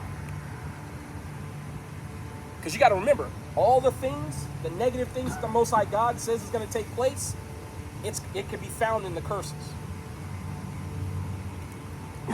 So that's going to be Deuteronomy 28 and I believe 64, right? Because when the curses affected us, it affected us as a nation, did it not? Right? So if Jeremiah is a member of our nation, it doesn't matter how knowledgeable he is about the scriptures. Even he himself is going to lose his heritage, just as we did. This is Deuteronomy 28 and 64. Look it out. And the Lord shall scatter thee among all people, from the one end of the earth even unto the other. And there thou shalt serve other gods, which neither thou nor thy fathers have known, even wood and stone. Now that wood normally is talking about the cross.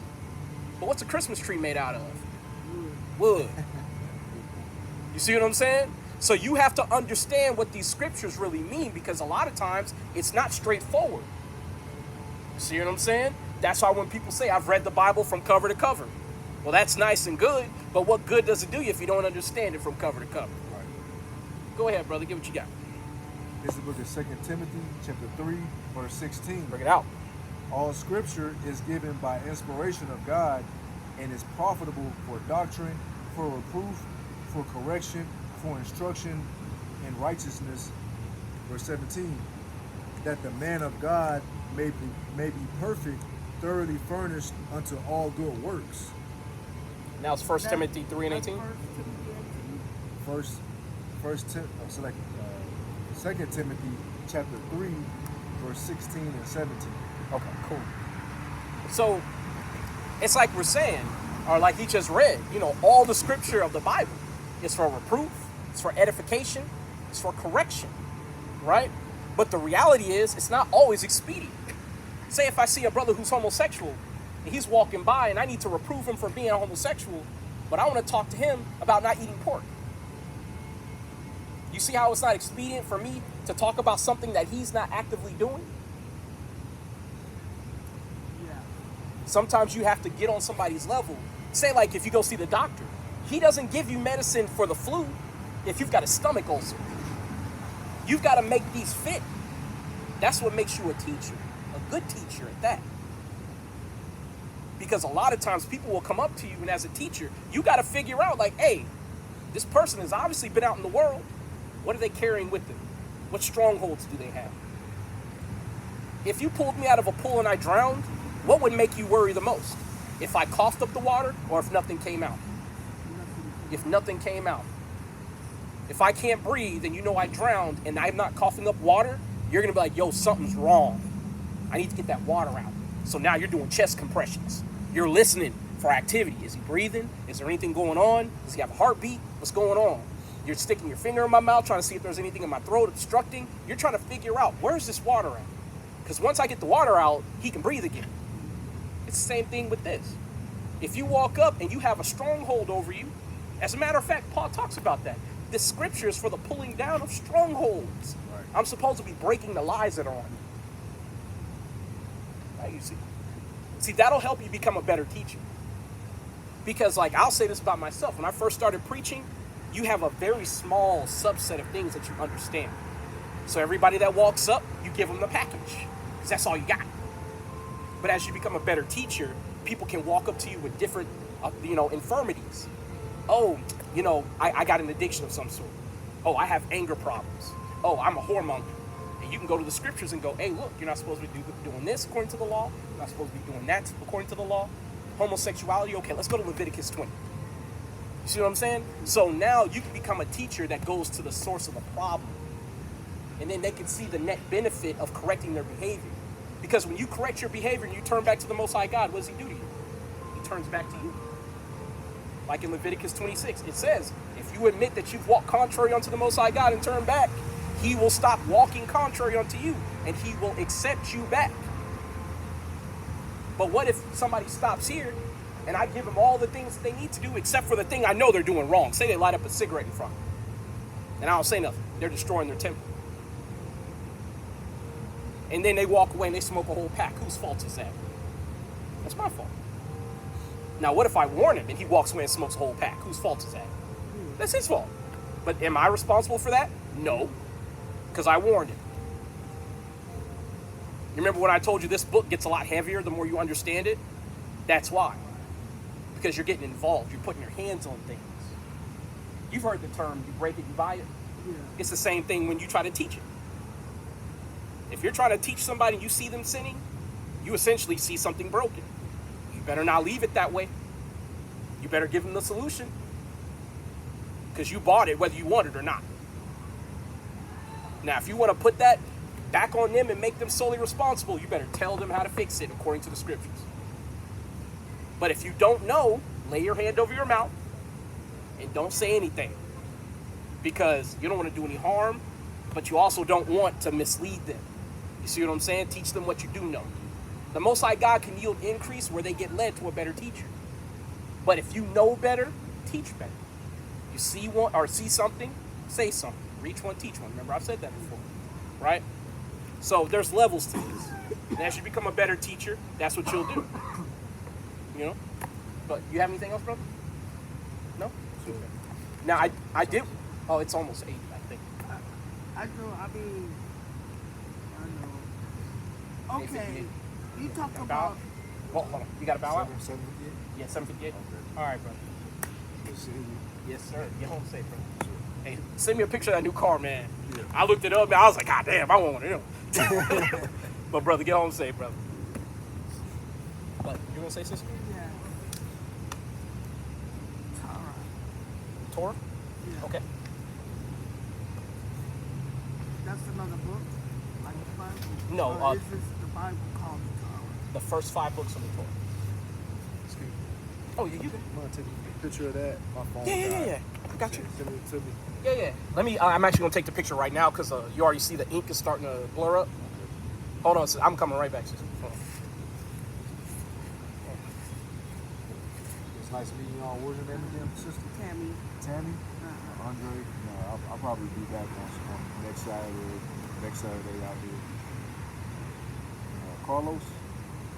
Carlos? Okay. I love your painting. Huh? Did you make it? No, it's on one of my brothers. He lets me use it. It's self-defense. All right. You sent it to me? I'm sitting in it right now, brother. I got you.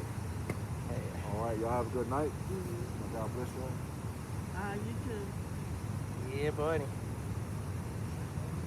Of course, brother. Brother Andre off the set, y'all. Yeah. See, and you get to see the increase. Used to come over here, I was all by myself. You see what I'm saying? That's how the Most High God works. The more you put your foot forward, the more you dedicate, the more He'll give you. If I wasn't capable of leading anybody, I wouldn't have nobody here. You know why? The Most High God would have made sure I stayed alone. There are a lot of brothers who go out to the streets and they have no one with them. I was one of them brothers for 2 years. And it's dangerous out here by yourself. I know that personally. That's all. When I tell people I know God is real, that's how I know. Because I was out here by myself. I had nobody with me but God. But now He's got me brothers. Yep. Yeah, because Brother Darren was out here earlier. But he had to go to work though. So yeah, he be coming. You know what I'm saying? And then eventually we're going to have more brothers and more brothers. And then before you know it, we're going to have a speaker system. We're going to be moving from corner to corner. And when we do that, I'm going to make sure you have a phone too. So we can send you the cross street. That way you can keep getting fed. You know what I'm saying? Where's Cross Street? Huh? Where's Cross Street? Like the cross street, like, you know, Eastern Wave and Jack White, like right here. Oh, okay. I'll send you the address. Oh, okay. Yeah.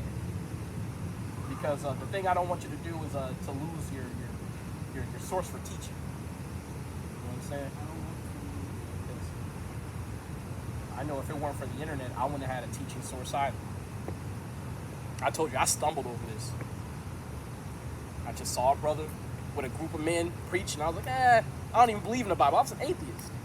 I was like, something in the spirit said, man, click on that. And that was the start of this. I'm still here. That's how God worked. Man, it's been almost 6 years. So,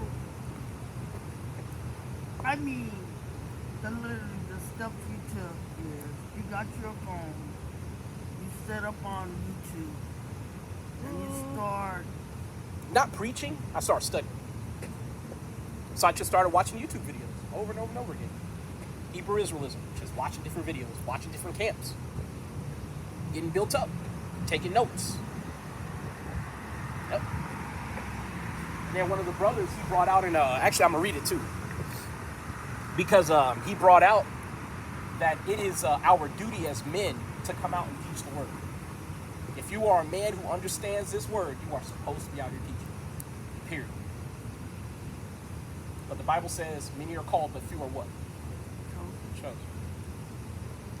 Everybody here, but how many brothers do you see over here? Very few. And that's to the camera, right? I know there are people who might come across my video, they might watch for 2 or 3 minutes and they bounce. Now that nigga talk too much. This video too long. This shit 4 hours. I'm not listening. But every once and again, I'll look at my analytics and I'll have one person who watching the whole video. They watch it. They watching 2 and 3 hours of the whole video. That's the brother who's going to be on the corner. You see what I'm saying? Because he ain't just watching my video. He watching other people's videos too. He getting built up. And eventually, when he got enough of his proficiency and the Most High God put it in his spirit, he's going to be out here. That's why the brothers who say they really are about keeping the laws of God, loving their people, but they don't love their people enough to go out and teach them, that's that unprofitable servant that Yahushua was talking about. You got all that knowledge, but you sitting at the crib on a Saturday, and your people need you. You're going to pay for that. You're going to pay for that. I'm serious. I'm saying it to the camera. If you got knowledge of this truth, and you ain't doing nothing with it, you're going to pay for it. Yahushua going to say, depart from me, ye worker of iniquity, ye who break my father's laws. And in that day, it's going to be a nightmare because them missiles going to be coming. Yep. Man, I should have brought some clothes or something. This wind has my nose running. You got your jacket, but it's dirty. No, you can keep that. I'm not going to take that back from you. As cold as it is, no. But we're going to go to Isaiah 58:1. Because I told you, it is, oh, no, I'm good, man, I'm good. I got a jacket in my car. I would just have to run and get it, but I'm not that cold, y'all. Okay, what's a prophecy?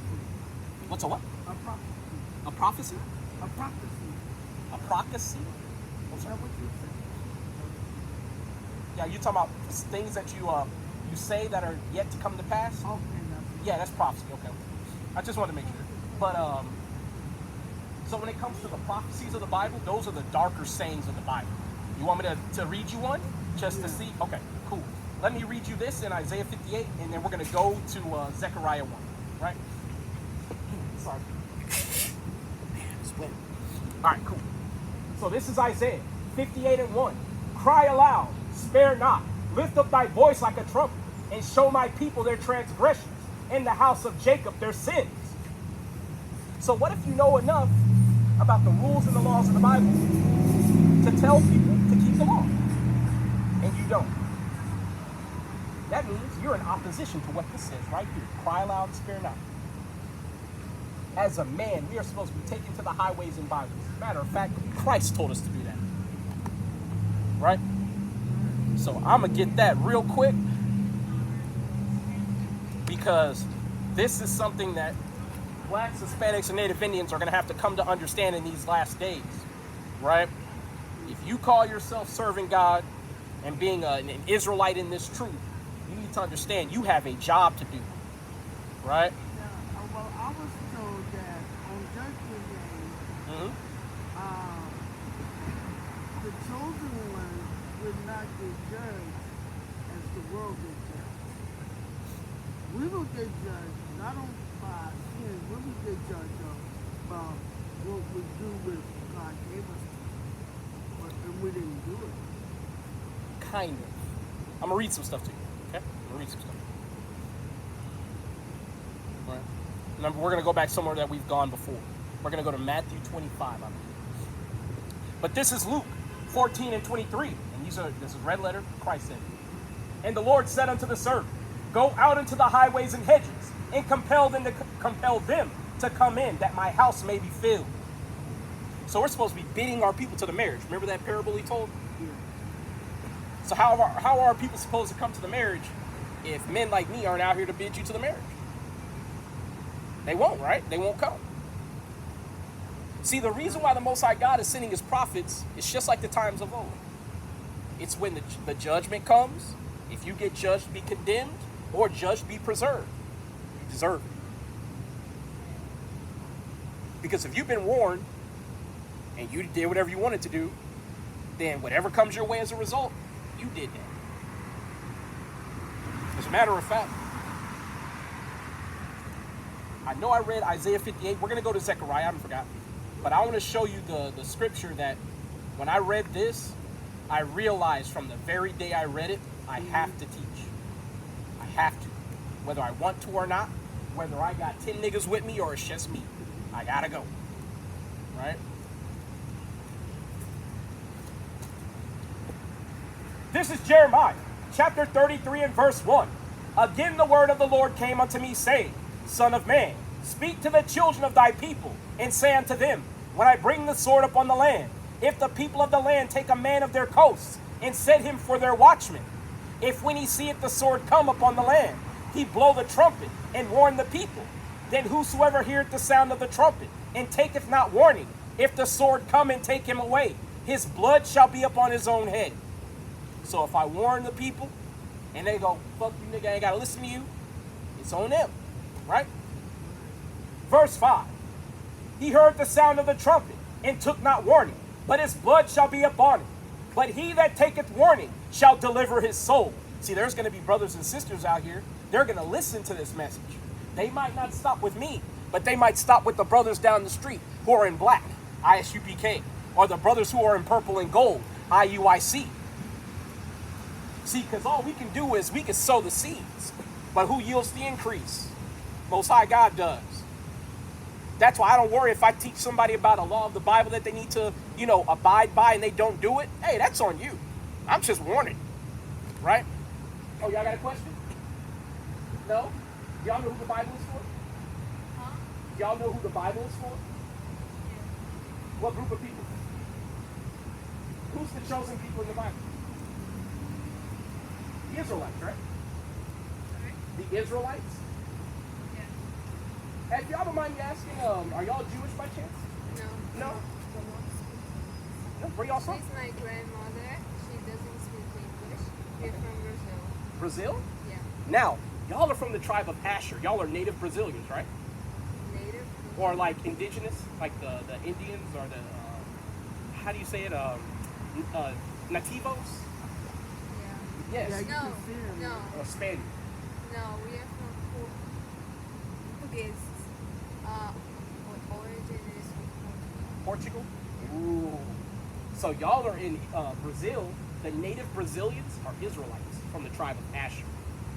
They're God's chosen people. What did the Portuguese do to the Brazilians when they first got there? They were not nice. Yeah, slavery, right? You know what the Bible says about that? Or Yeah, nothing good. It's in Revelations. I'll show you. See, because as much as I got to teach my people, I got to teach y'all too. I got to let you know that there's a judgment coming for what y'all did to the actual Brazilians. All right? This is Revelations, chapter 13 and verse 9. If any man have an ear, let him hear. If you can hear this, listen, right? He that leadeth into captivity shall go into captivity. He that killeth with the sword must be killed with the sword. Here's the patience and the faith of the saints. So the real Israelites, we are waiting patiently for the day that we can do to you what y'all did to us. These are the words of Christ, by the way, too. Have you ever heard that before? That whoever leads people into slavery has to go into slavery themselves? Have you heard that? No. That's what the Bible says, though. Do you believe in the Bible? Yeah. Those are the words of Christ. One of the things that the Portuguese would do to the Brazilians is they would send them to go get gold. And if they didn't get enough gold, they would cut their hands off. Yeah, it hurts too, huh? Gonna be a lot of y'all walking around without hands. Oh, you can tell it. Go ahead, tell it. It's for everybody. Now you see how this message hit different when it comes to the heat?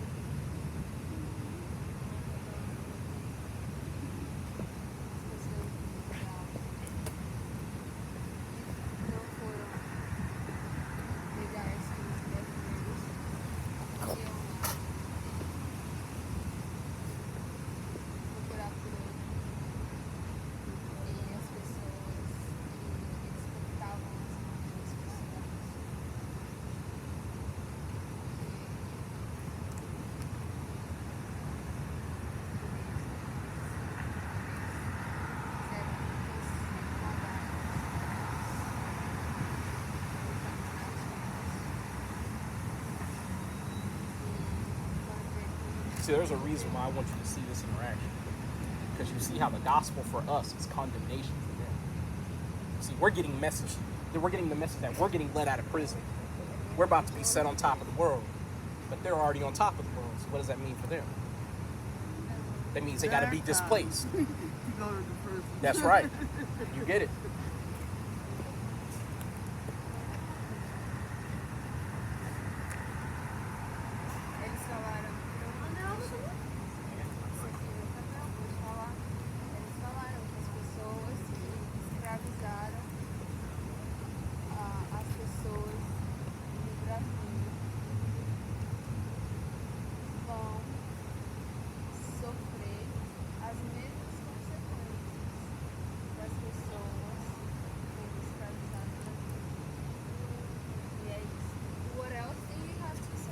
Sure. I got more. Yeah. No. Can you repeat all the phrases that you? Sure. Yeah. I got you said that one by heart, right? Yeah. So this is Revelations 13 and 9. He that hath an ear, let him hear. What does it say? Heavenly, everlasting, today, let me try to get a translation. you good. So You I good. can, I want you to understand the message. yes. Yes. Thank you. Sure. Not a problem. Not at all. Thank you.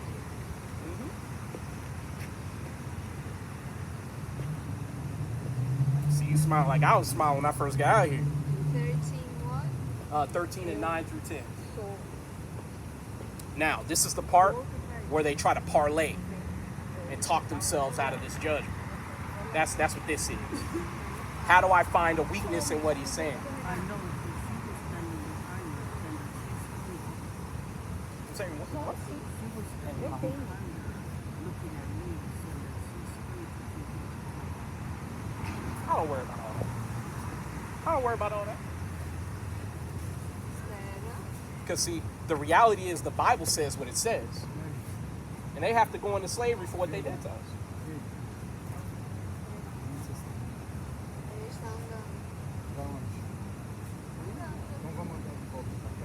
They father. Yeah.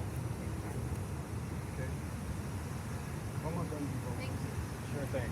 You don't want to hear it. This is Luke 19 and 27. But those mine enemies, which would not that I should reign over them, bring hither and slay them before me. That's coming for you, all of you, for what you did to our people. See, this gospel, this is what it does to the heathen. See, they thought Jesus Christ had his arms open for everybody. He don't. I love you. I'm sure you do. You love them just like you killed our people. I'm sure you do. Tell them go home. Go home. See, this gospel ain't for everybody. That's the reality of the Bible. It's only for the Israelites. And see, you notice, after 500 years of raping and robbing and killing us, they think Christ is for them. That tells you who these people are. Nothing in your head says to give the land back. Stop abusing the Brazilians. Stop killing our people. Nothing. You know why? Because you're Esau. The Edomites in the Bible. That's who you are. Read them. Read up about them when you get home. But your husband said to go home. He's the ruler of your house. So I would obey him. Good night. And that's how you deal with the heathen. This is not for everybody. This is for you, sister, and for you, brother. See, that's the reality of how this gospel hits. Now, I know some people might be going, why do you hate them so much? That's not fair. That's not fair. How can you hate them, Kyle? Hiya, L. Well, let me read something in the Bible. Did you know David hated God's enemies too? A lot. But did you know he hated them so much to the point where you would call David the king of all racists if you knew what he actually said? I'm about to read it to you. I'm going to read it loud too. So I want them crackers to hear it. Where is it at? Psalms 139. See, what do you say? You're getting into it. Yeah, I told you. I told you. I told you. This is Psalms, chapter 139 and verse 21. Do not I hate them, O Lord, that hate thee, and am I not grieved with those that rise up against thee? I hate them with a perfect hatred. I count them mine enemies. That's why knowing how many people they killed, that should motivate you to keep the laws of God, so that the day when the Most High God puts us on top, we can put our foot as deep in their ass as they put it in ours. And I'm waiting with bated breath to beat their backs in. I don't give a fuck about how stupid and innocent they look. I don't care about that. How they were standing there going, I don't give a fuck about that. I don't care at all. Because once upon a time, that look of stupidity was a look of absolute hatred. If we couldn't get enough gold, couldn't pick enough cotton, didn't want to give our kids up. That's what that was. See, the Most High God, he don't hit you when you're hardened and you're ready to go, fuck you, I'll take whatever you got. Most High God waits till you soften up. You forget what you're here for. See, they don't even know why they're walking around on this land. They think they belong here. And now the judgment's about to strike when everybody's stupid and soft. You see? The Bible says the Most High God gets you in your security. When you think everything is good and dandy, that's when he casts judgment. He takes the wicked in their own craftiness. See, when the father walked up, he knew what the game was. He was like, yo, let's go. You saw that. Because this ain't his first time seeing this. But see, the Bible says that their children will complain of an ungodly father because they will be reproached for his sake. That girl, she didn't do nothing. Her forefathers did. But you know about regeneration. She is her forefathers. She don't know that. So in her mind, she's thinking, well, what did I do? I'm just a flat-back white girl. I don't know what's going on. Why do I have to go into slavery? But you know why, and so do I. And it's not my job to inform them as to why. I'm just supposed to tell them, this is your judgment. You don't have to understand it right now, but you will in time. And if you're too slow on my plantation, I'm going to beat the skin off your back. I told you last week, that rod of iron, I'm going to be getting a new one every week. It's going to be having dents and bits and all types of shit in it. from hitting the heathen. Hell yeah. I'm waiting for that. I'm waiting for that. Because, sister, every time I talk to him, I remember this. I keep this in my mind when I talk to the heathen. My brother being barbecued alive. I keep that in my mind. You can't let yourself grow soft towards your enemies and think, oh man, they've learned, they're better now. Did you know a few years ago down in Georgia, they found a literal slave plantation with Mexican brothers and sisters working? Just like the times of old. If Esau wanted a girl that was out there working their fields, he'd take her in and rape her. Today. How about down in Louisiana if you go to prison down there? They literally can put you on a chain gang. Chain gang was immediately after slavery, when they passed all the vagrancy laws, Jim Crow laws, black codes, all that shit, where you couldn't even stand outside and laugh out loud while going to prison. Down in New Orleans, if you go to jail, they can have you in a governor's house, cleaning their house like a slave. And it's legal. It's on the books. I don't remember that stuff when they tell me I ain't do nothing wrong.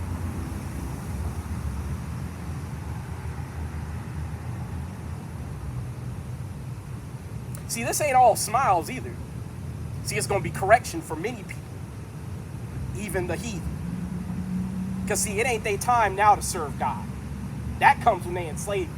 And they learn how to serve God the way we learn how to serve God. With somebody foot knee deep in your ass. Getting beat upside the back. Getting thrown out of your cabin at night. Before you can sleep with your wife for the first time. And the slave master going, no, I want to have a crack at her before you get her. See, we ain't going to be raping nobody. You know why? Because we as Israelites, we ain't got to do that. But one of my slaves might be willing to get married one night. And about to go into his wife. And I might say, you know what, I just want to beat your wife.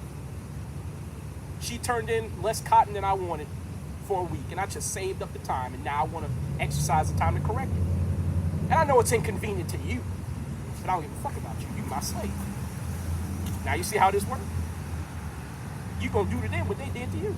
In righteousness. In righteousness, don't. Because see, after their 1,000 years of paying back the Israelites, all the nations gonna go home to their respective lands except for the white man. His ass gonna get eliminated off the face of the planet because he's a walking cancer and he can't help himself. He's gotta go. So don't get fooled by those looks of bewilderment. I'm gonna tell you where that look is coming from too. This nigger's talking to me like this. That's where it's coming from. That's where it comes from. That's all. This black man is talking to me like he got a pair of nuts in his spine. That's never happened to me before. I get that response from white folks all the time. They surprised little old me talking to them like they ain't shit. But the reality is, the white man ain't shit. Blacks, Hispanics, and Native Indians, we the Israelites. We God's chosen. Name something that they better than us at. Aside from burning up in the sun. There you go, lying. That brother's in the right spirit. Stealing land, claiming lands that ain't theirs. You special, brother. You an Israelite, all praises. See, it might not seem like it, but your people know who this white devil is. And they know his ass don't belong here. But here's the reality. We ain't got no power to get him out of here right now. So we stuck. That's why the gospel's in the Bible.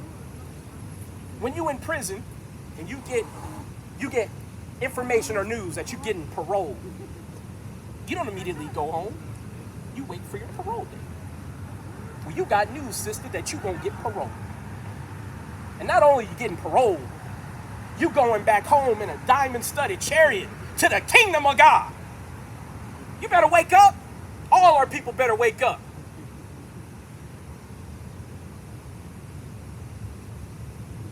That's why I'm trying to tell you, don't get caught up on the presentation. Because I'm going to tell you, if you turned it around, they would do the same thing to you. Can you imagine if they got to abuse you and get the kingdom of heaven? And you had to stay on the bottom forever? You think they would be showing remorse and shit right now? Why would they? You're going to be on the bottom of the world forever. Don't be fooled by their tears. As a matter of fact, I want to read something to you. I know we said we was going to go into prophecy, and we going to. But we had something happen right now that you got to bear witness to. You got to see the heathen dumbstruck by the gospel. They didn't even know what to do or what to say. She wanted to go into a translator to try to fight back. How you going to fight back when you did all this dirt?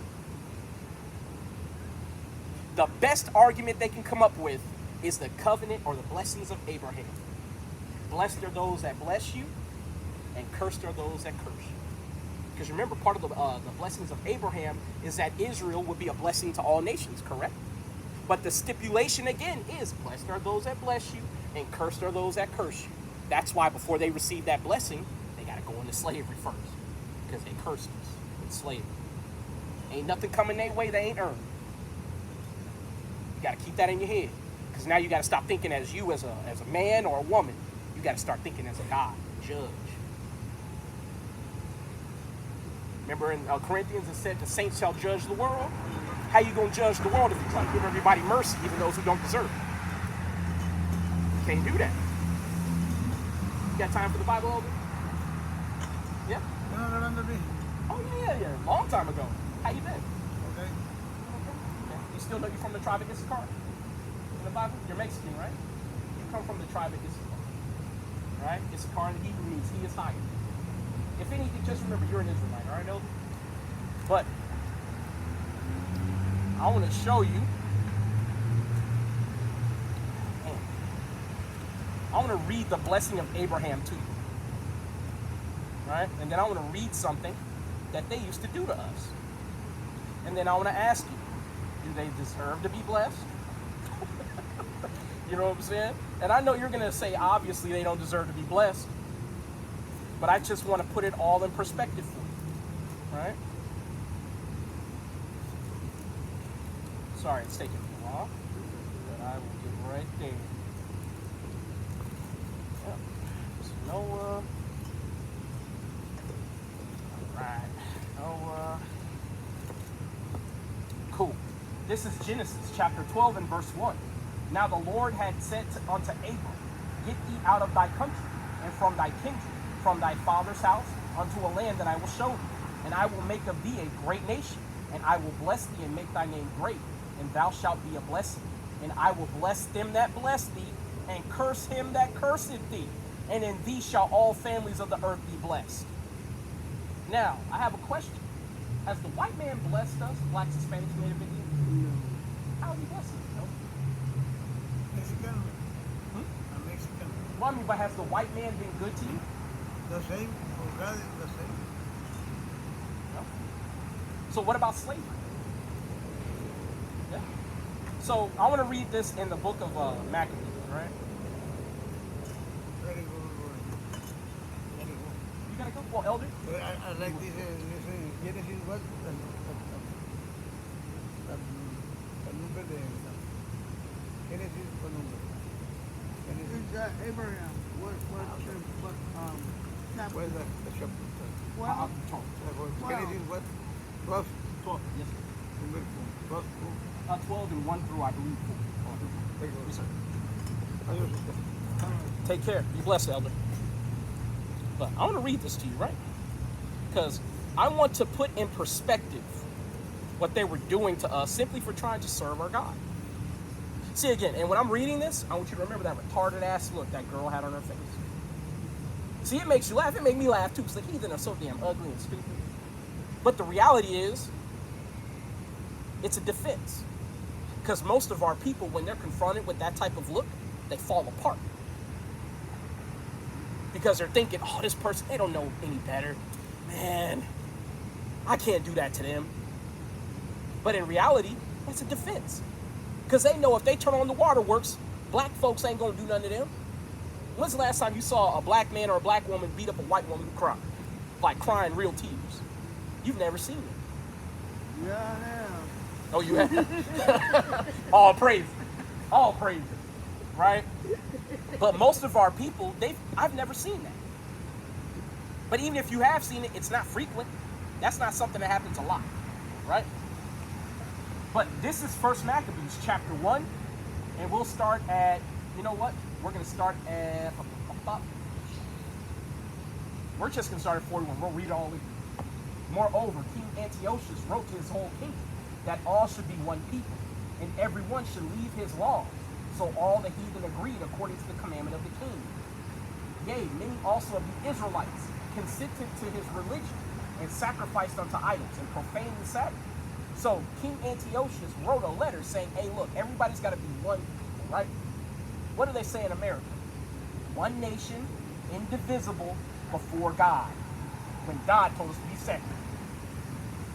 So you've got the decree of the king telling us to be together when God says to be separate. Read that again. Sure. This is 1 Maccabees chapter 1 and 41. Moreover, do you want a Bible by chance? I got one for you if you want. I think this is my salvaging Bible where I cut pages out of it that are damaged in here. But all of Maccabees should be. Let me turn it. Some pages are missing on it. Yeah, because I cut them out and I put them in that Bible. I ain't starting over. I done done too much of that Bible to start. So like, I'll show you. Right here, my Deuteronomy 28, it was falling apart. So I cut the Deuteronomy 28 out of this Bible and put it in this Bible. Yeah, because the Bible is not some like, the text itself is not sacred. The words in it are. So say if I cut a page out of the Bible, that's not a sin. Especially if I'm using it to repair a Bible that I preach with. So I'll buy an extra Bible and I'll salvage the pages out and put it in here. Yeah. Because I know some people, they take issue with that, and I just want to make sure you know that's not a sin. But here is 1 Maccabees 1, and we're basically right here for you. Cool. Alright. But, back. So this is 1 Maccabees 1 and 41. Moreover, King Antiochus wrote to his whole kingdom that all should be one people, and everyone should leave his laws. So all the heathen agreed according to the commandment of the king. Yea, many also of the Israelites consented to his religion. You notice, it's a religion. Now, what's the first commandment? To not serve gods before Yahweh. So if the king says we all got to disregard our religion and come together and serve under his, who's your God then? The king. I'm supposed to obey the king rather than God. But what did Acts 5 and 29 say? We ought to obey God rather than man. And you got to remember, Peter, and I believe it was it Peter and Barnabas? But either way, they were at threat of death to say that to the Pharisees and the Sadducees and the other Israelites. Because they were telling them to stop spreading the gospel. And they said, fuck y'all, we gonna keep doing it. We obey God, not y'all. But you see here that the commandment was that all people should come together and obey the religion of the king. According to the commandment of the king, yea, many also of the Israelites consented to his religion and sacrificed unto idols and profaned the Sabbath. So you literally got them breaking the first and greatest commandment, serving another God before the Most High, right? For the king had sent letters by messengers unto Jerusalem and the cities of Judah that they should follow the strange laws of the land. Now, here's what they did. They banned us from doing these things and forbid burnt offerings and sacrifice and drink offerings in the temple, and that they should profane the Sabbaths and festival days. So not only are we not sacrificing unto the Lord, but we're also breaking the Sabbath, which is punishable by death, and not keeping the high holy days such as Passover, right? And pollute the sanctuary and holy people. Set up altars and grow army.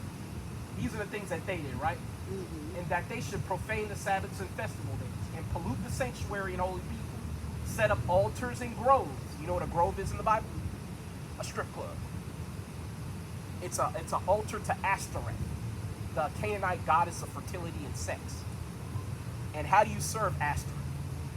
You have the stripper pole and a stage, and a woman gets up on stage, she takes off her clothes, and she does her routine around the pole, and then she has an orgy with the men around the stage. What that sound like today? They call it a certain club. The strip club. I used to be a stripper. I know about the back room.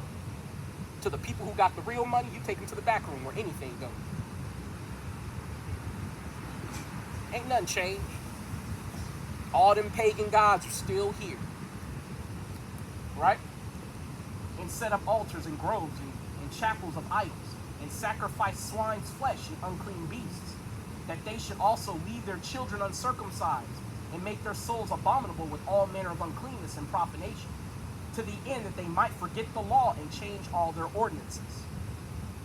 So their goal was to take the Israelites away from their God and have them come together with the other nations and disregard our heritage entirely. Right? And whosoever would not do according to the commandment of the king, he said he should die. So the penalty for not doing this was death.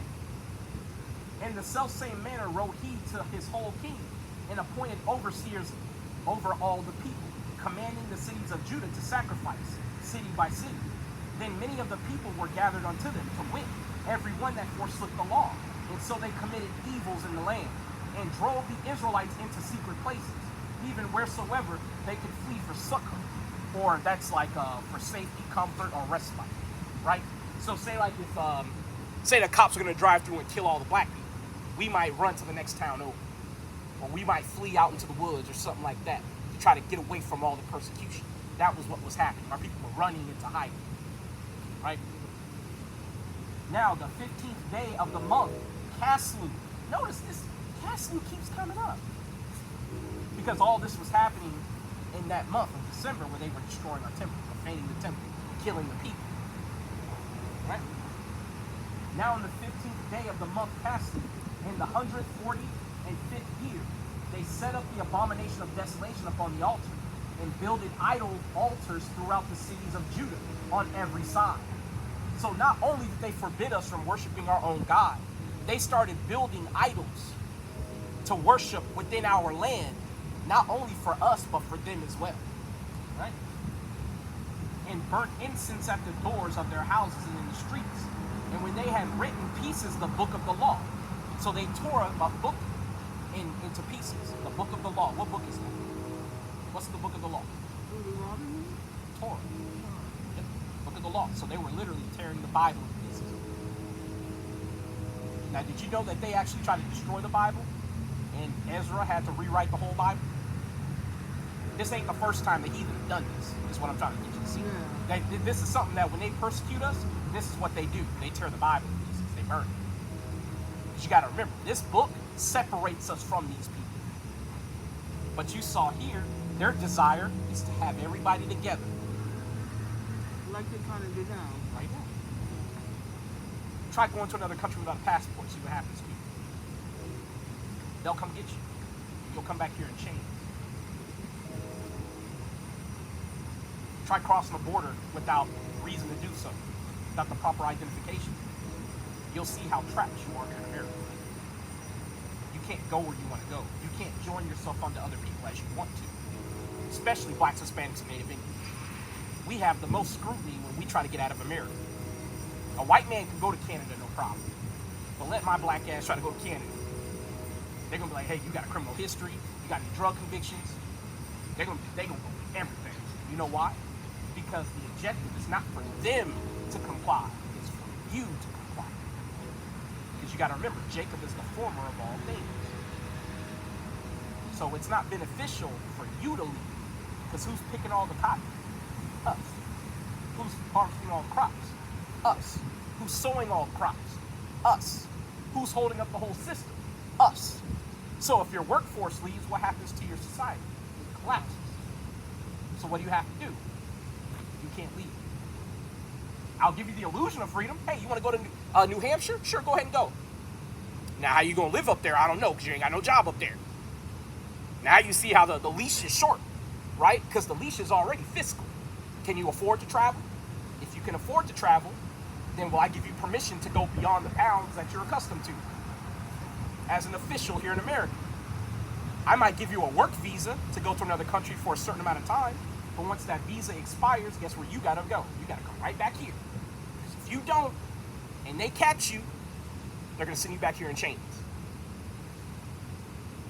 Because the decree that has been put upon us is that all people are supposed to be here and unified. But we know that as slavery. You're about to see it. It's literally slavery. Right?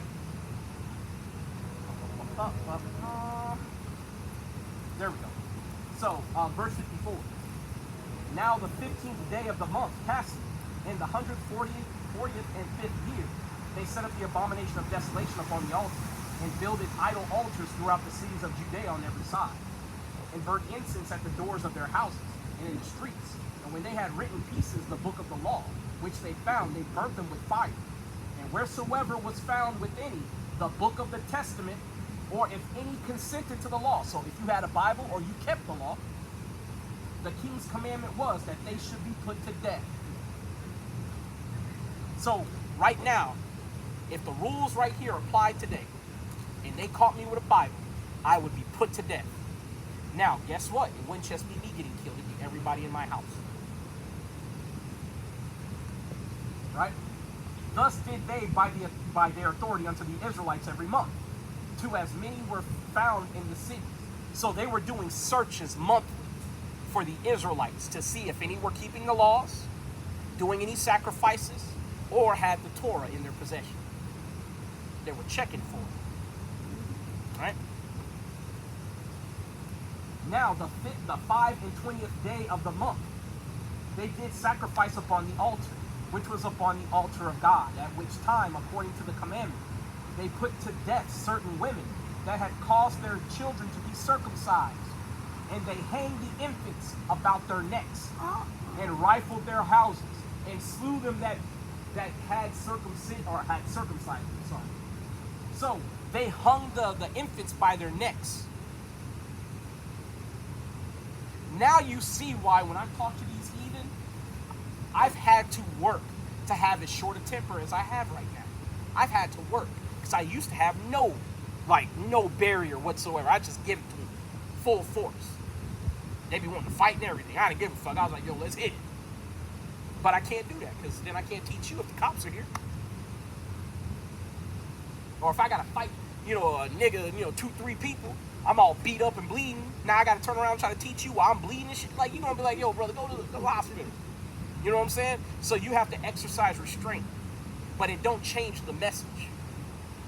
Because the Most High God gotta get them back for this stuff. And this is just one time that they did it. They've done this over again. Right? But I'm not done yet. There's more. Howbeit, many in Israel were fully resolved and confirmed in themselves not to eat any unclean thing. Wherefore they chose rather to die, that they might not be defiled with meats, that they might not profane the holy covenant. So then they died, and there was very great wrath upon Israel. So our people are like, well, fuck it, bring it on, kill them. That's the conviction that we used to have. That's what we should have today. That's right. Sister said, for the camera, those who couldn't hear, she said that's the conviction that we should have today. And she's spot on. That's why I'm quick to call a black, Hispanic, or Native man or woman who ain't of that ilk a coon. I'll call you a coon with the quickness. Because that's what you are. If you're not willing to fight and die for the defense of your people and your land and your God, you are a coon. Bona fide, born and bred.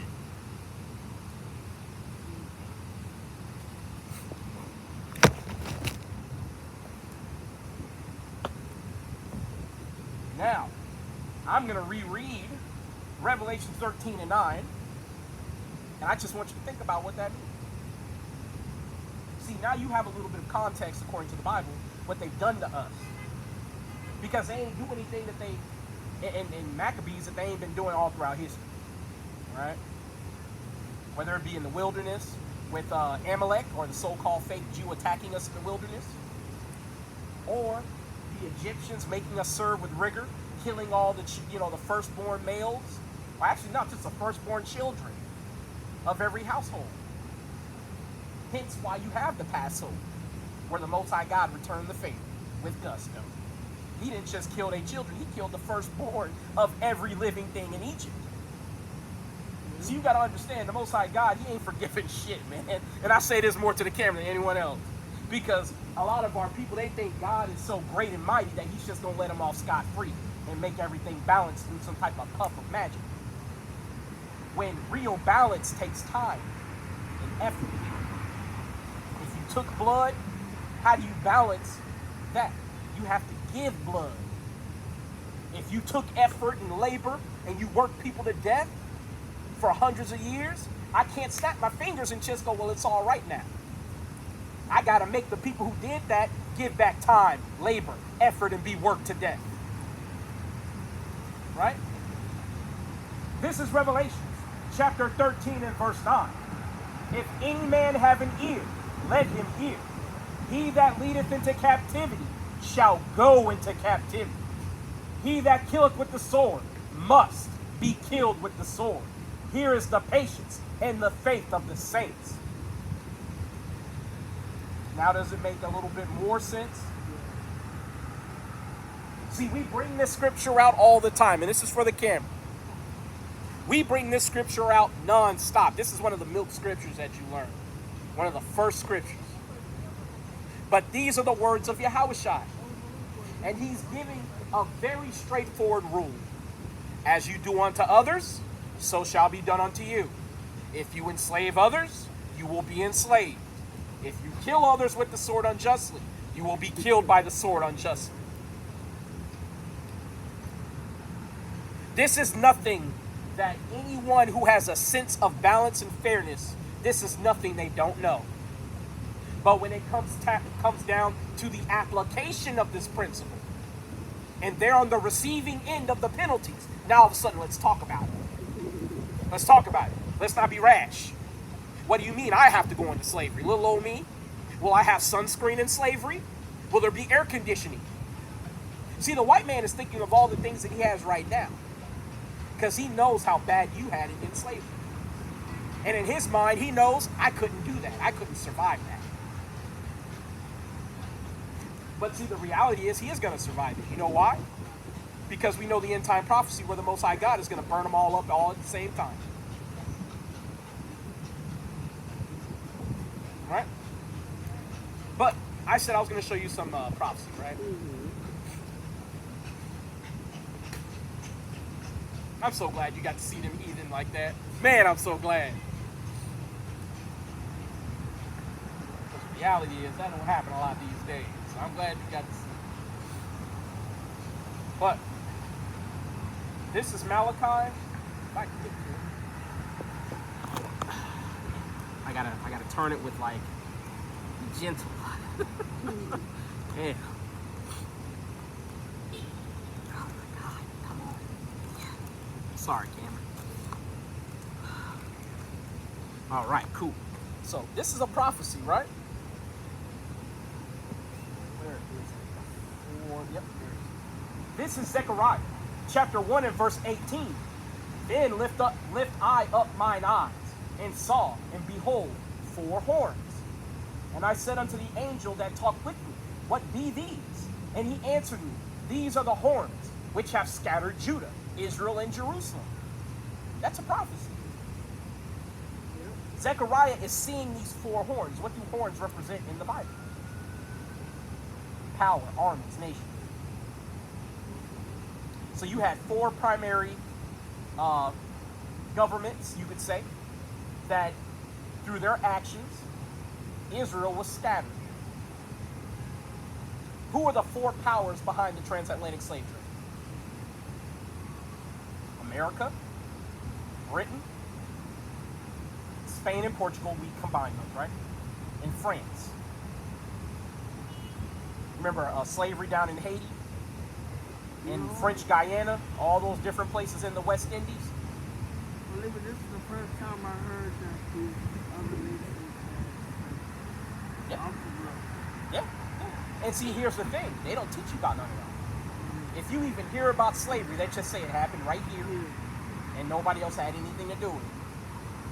But I have a question. What's the difference between an American white man, a British white man, a French white man, and a Spanish white man? What's the difference? Aside from language. There's no difference. There is no difference. That's right. They're the same people. They're Edomites. So, they have a vested interest in making you think that slavery only happened here. Because if you think slavery only happened here, how do you make sense of this prophecy? The 4 horns, the 4 armies, 4 governments, 4 powers, all by the same people, but 4 individual parts of the same that scattered us. Now, I'm going to read something else. There's more to this prophecy, right? And the Lord showed me 4 carpenters. These are 4 other people, right? 4 other individuals or entities.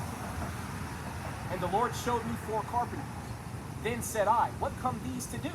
And he spake, saying, these are the horns which have scattered Judah, so that no man did lift up his head. But these are come to fray them, to cast out the horns of the Gentiles, which lift up their horn over the land of Judah, to scatter. So you have 4 carpenters coming to scatter the 4 horns that scattered us. What major nations today are trying to scatter the white man today? You've got Russia, that's one. No, not Japan, China. You've got India and China. Well, China, you were close, right? So you got Brazil, Russia, India, and China. Don't they have something called the BRIC nations? Oh, and what do carpenters work with? Bricks.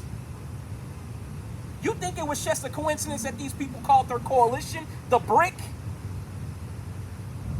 The people who are coming against America today are called the BRIC nations. And they're enemies of the 4 horns that scattered Judah. The prophecies are right here if you can understand them. That's why you got to study history, so you know what this means. I'm gonna show you one more. I don't expect you to learn this, sister. I just want you to listen and take it in. I want to learn it. You will in time. You will in time. Because here's the thing. Now you just have to read more books. Remember, Revelations 1 and 3 says, blessed is he that readeth. That's why you got to always pursue the knowledge and read and read and read. You got a teacher, which is great. But whenever you get the chance, read. You have a data plan on your phone? Well, you can get Wi-Fi on it, right? No, my phone got stolen. You got stolen? Okay. We're going to have to find a way to get your phone. Okay, that's fine.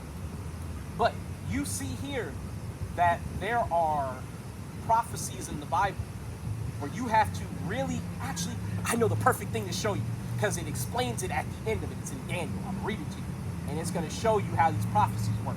And it shows you how the horns work. Man, that's perfect. But you see, if you think the white man only here in America was behind slavery, then you don't think to search out the role of the white man all over the earth, putting us in slavery. Did you know the Irish had the Haitians in slavery? They don't tell you about that. There's a man named Oliver Cromwell during the 1600s when they were pushing our people out of Europe. When we finally fell out of power, Oliver Cromwell saw to it that our people were being pushed into the West Indies.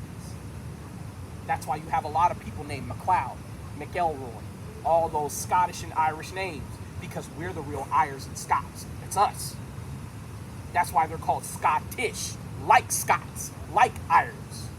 They're not the real ones. That's why knowing those 4 horns matters. Now you're starting to see these prophecies are not easily understood. But you remember how the Bible says Most High God reveals his secret unto his servants, the prophets. That's why we're the only ones who can understand this. I could give a heathen that breakdown, and they would just go, well, how do you know? How do you know? How do you know? Well, it's because I could look at the history and see that we were scattered by a very defined group of people, a defined group of governments, the British, the Spanish, the French, and the American. We can see that.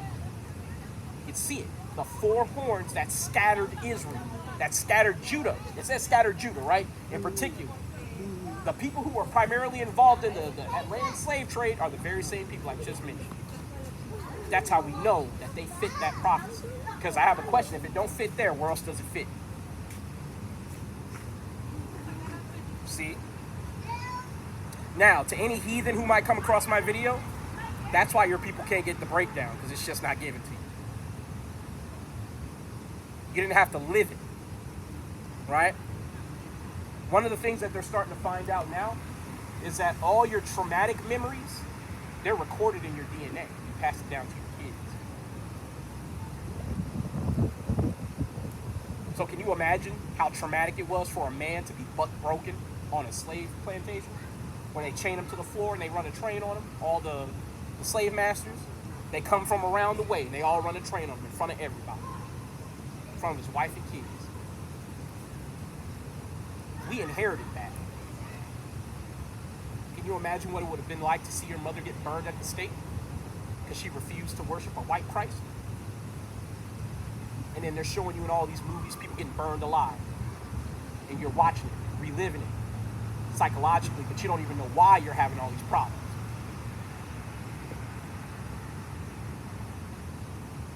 You read the Willie Lynch letter. How they pit us against one another.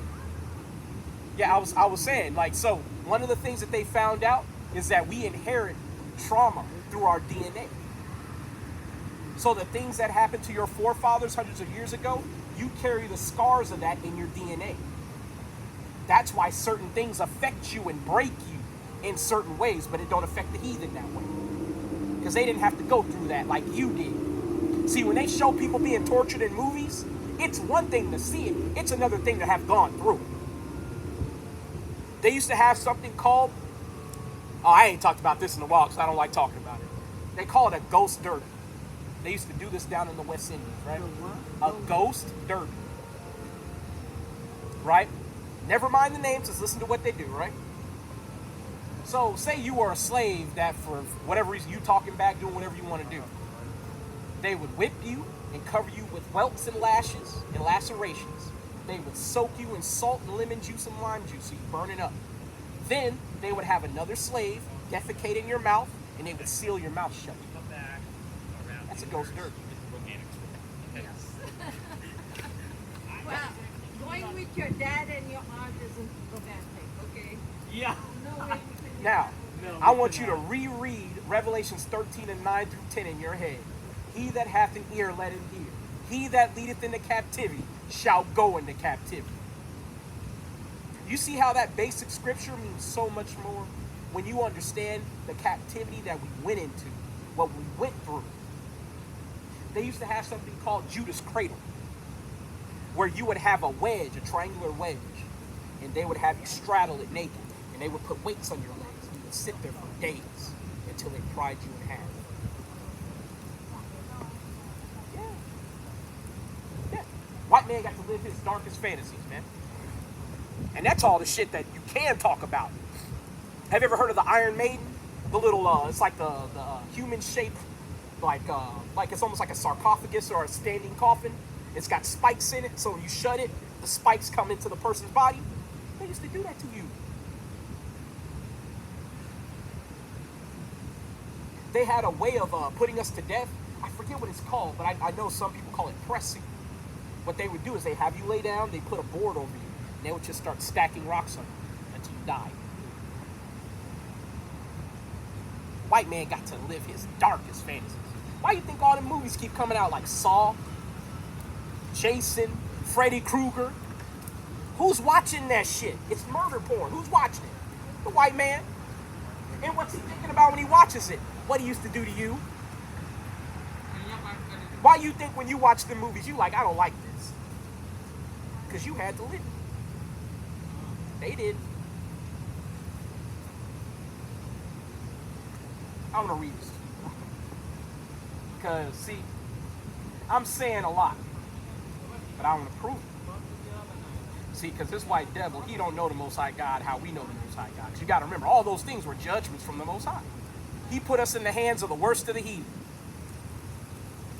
I want to read this to you, right? It's in the book of Psalms.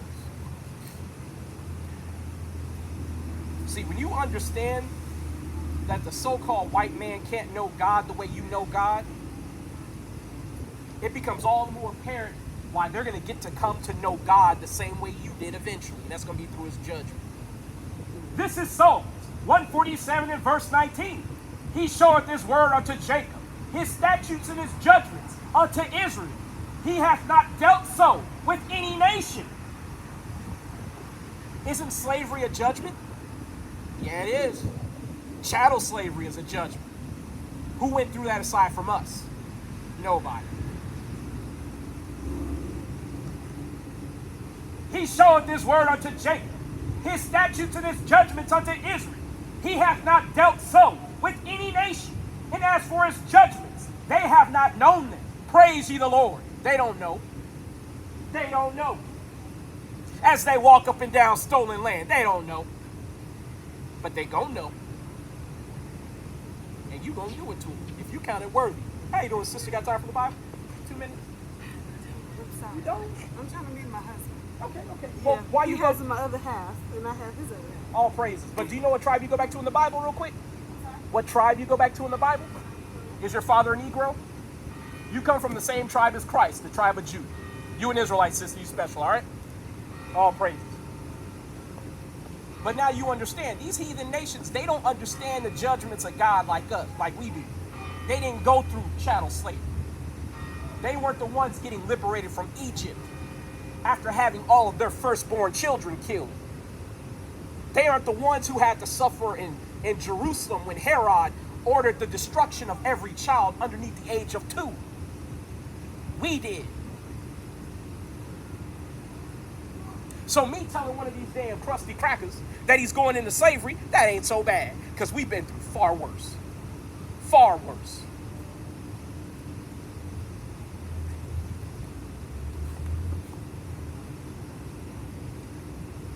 All praises. All praises to the Most High God, right? There's a scripture I want to get for you. See, one of the things that's happened now is that the Most High God ain't really put a heavy judgment on these people. But you got to understand something. He's going to. Right?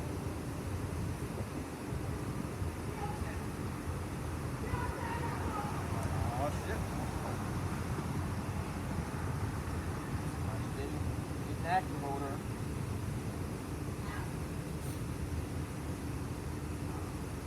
She tripping. She good. Now, what did I tell you? When the sower soweth the word, and the word is sown to those on the wayside, who comes immediately? Who comes when the word is sown? Satan cometh immediately and taketh away the word. So don't let that distract you. Because guess what? One of these days, she's going to be clean as a whistle. Because if she ain't, we going to beat her ass in slavery. Because doing drugs, that's sorcery in the Bible. That's witchcraft.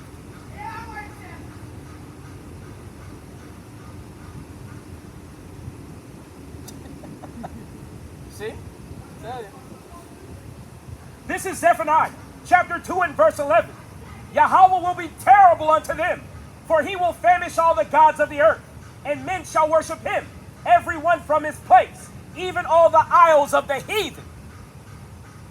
See, they don't understand the terror of the Lord, but they're going to, in time. The Most High God has promised.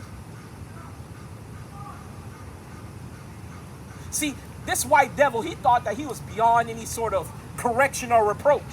And as a result, he fulfilled his darkest desires when he was oppressing blacks, Hispanics, and Native Indians. Y'all got time for the Bible tonight? 2 minutes? 2 minutes? All right, about said.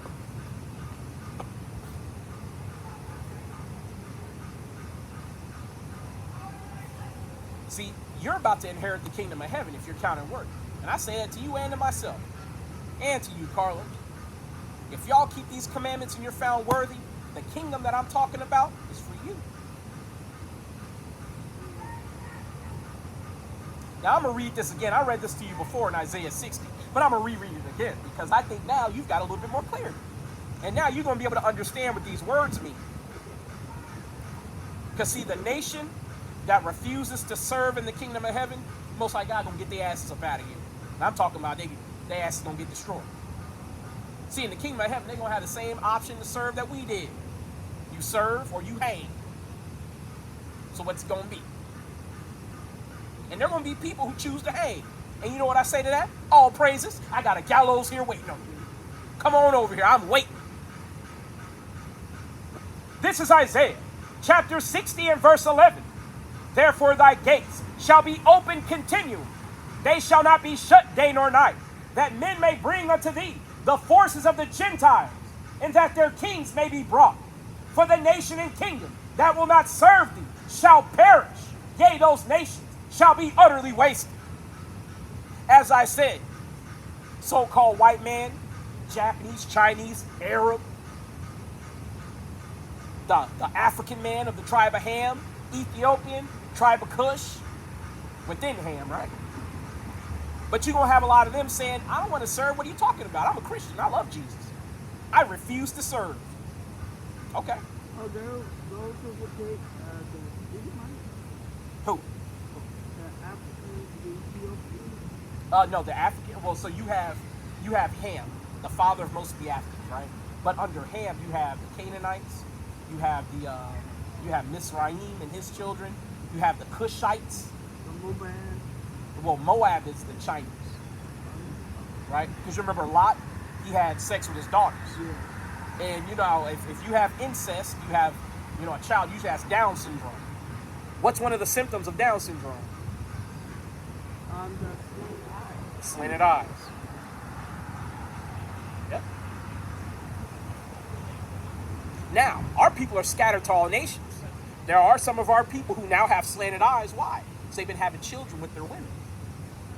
But they still go back to us. Now, I'm about to expand your knowledge a little bit. I'm about to expand your knowledge. You're about to understand how you're going to judge. Say, I want to put out a test, right? I want to know how you're going to treat these puppies. I got 100 puppies. I got a group of 50 people. I'm going to give them 2 puppies apiece. And at the end of 6 months, I'm going to bring them back in with their puppies. And I'm going to do a physical on all the puppies. I'm going to look at them. I'm going to evaluate them.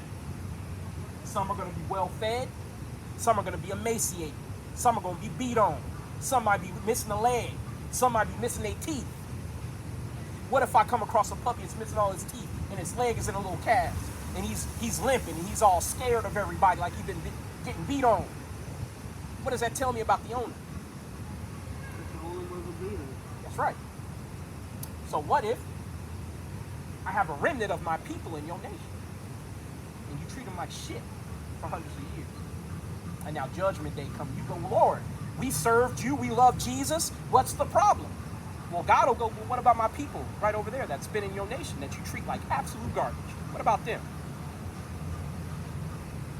Now you see how they have no justification to say they did right by the Israelites? Because the Most High God put the Israelites in their country.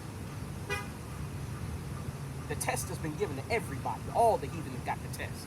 The same test. And all of them failed. But they didn't all fail the same. One people failed harder than anybody else. What people is that? American. Well, no. What people in the Bible?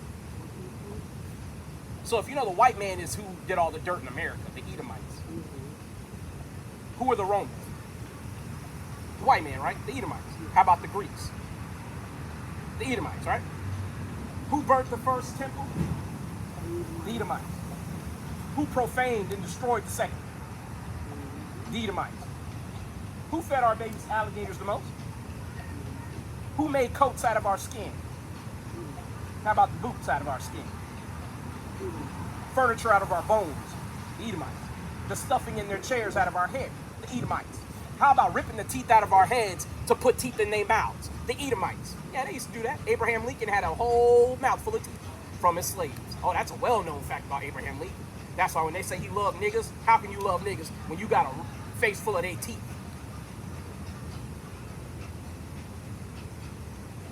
Who started the Klan?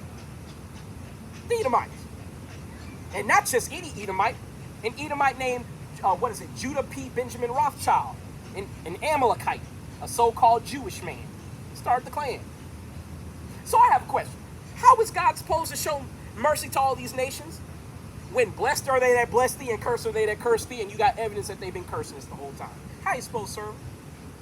And give them a happy ending, let's say it like that. It wouldn't be just.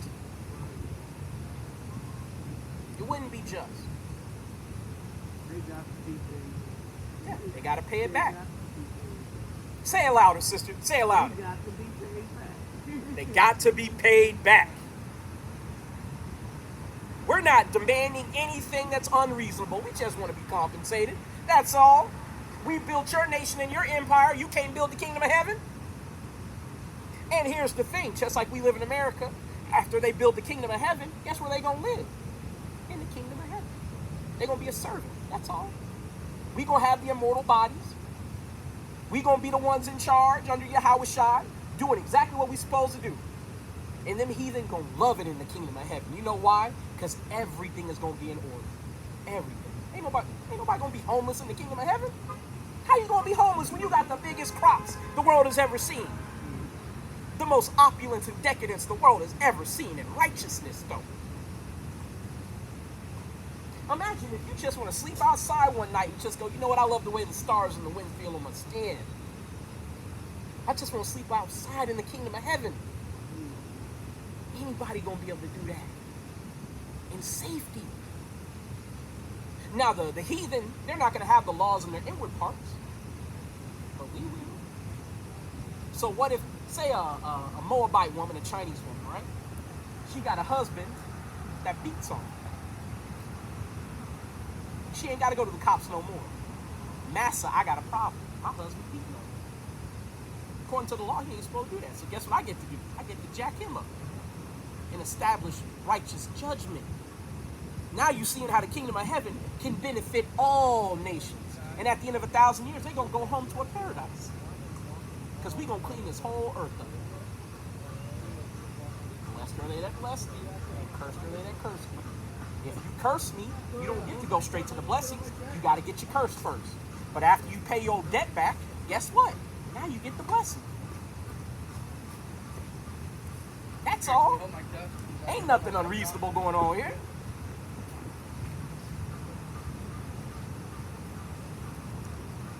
See, and again, this is to the camera, right? Because I've had people tell me that I'm way too hard on heathen. And I resent that because I've gotten a lot better toward the heathen. Thank you very much. But I resent that also because that disregards all the abuse that they did to us. I'm supposed to just forget about their history just because we talking in the present?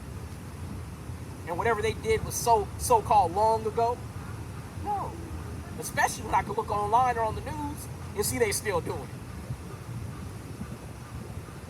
Every 28 hours, a so-called black person gets gunned down by police. Every 28 hours. That's just police, and those are just the numbers that we know about.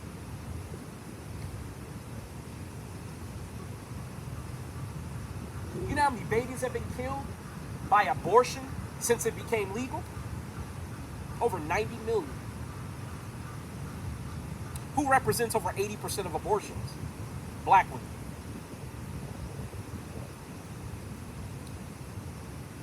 That's nearly 80 million people. Certainly closer to 70, right? And that's just abortion.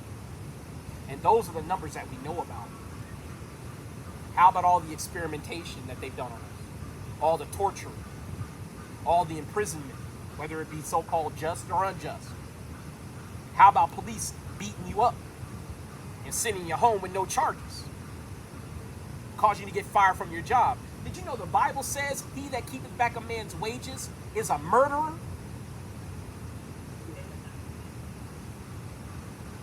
And when is the last time they paid us for slavery? They haven't paid us. Thank you. I'm still waiting for my mule and farm. 40 acres. But I'm going to tell you, sister, don't ask these crackers for nothing. Because guess what you're going to get for your reparations? The kingdom of heaven, sister. That's what's going to make it right.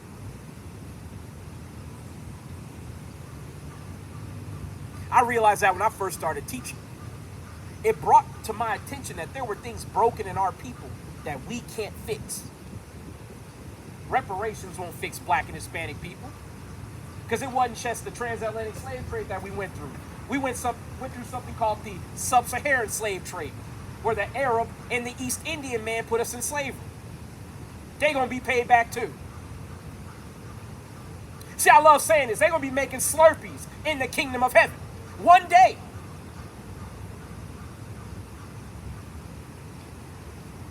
See, I always bring it up when they're around because I want them to know your day coming too. Your day coming too. I always let the white man know you ain't going to be alone in that cotton field. Princess Jasmine going to be right beside you. Aladdin, all these goddamn heathen going to be right beside your ass, picking fruit, picking coconuts, bananas, whatever your slave master wants of you.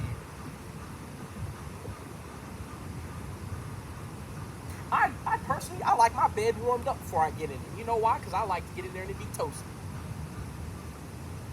So what you think I'm gonna do to my slaves if I get in my bed and my bed's cold? You gonna beat them? It's gonna be hell to pay.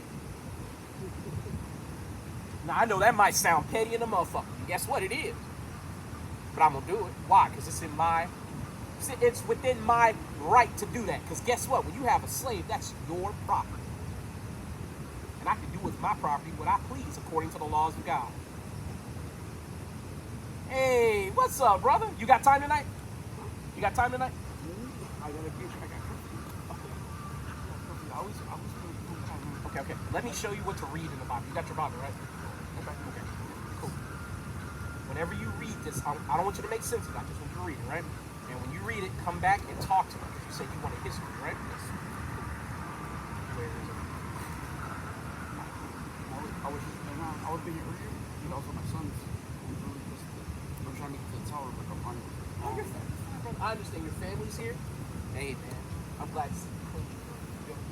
I know they're happy to see you back too. Yeah. Got it. Honestly, but there was times like separate, you seemed a little disappointed. You know, because, the time was, and I was, other times, they just seemed, they were happy, but a little disappointed, and I was already. Well, I mean, but they don't understand. You're still battling. You know what I'm saying? And eventually it'll get to the point where you can just go. But right now, you got work to do. That's okay. Just do the work. Numbers ain't no, right? But you're going to read Daniel 8, right? Read the whole chapter. Reread it 3 times if you have to. Because what it's going to do is it's going to talk about different beasts fighting each other. And at the end, it's going to tell you what nations they represent. I want you to go into history. You got a phone to look up things in here, right? I want you to look up what nations fought against each other. And you're going to see these prophecies that were here. This is before any of these fights ever occurred. That's the history that's in the Bible. Daniel 8, right? Daniel 8. You got my phone number, right? No, I don't. Okay, yeah, go ahead and get my phone number, bro. Oh, can you get that YouTube in here? Oh, because I got this new phone now. I remember the other one was all I got you.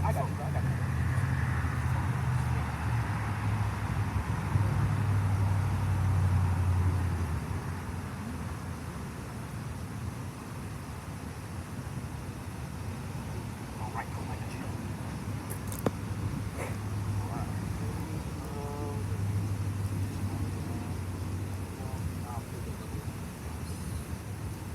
What is symbol that? Oh, yeah, right there. Boom, boom, and L. That's me.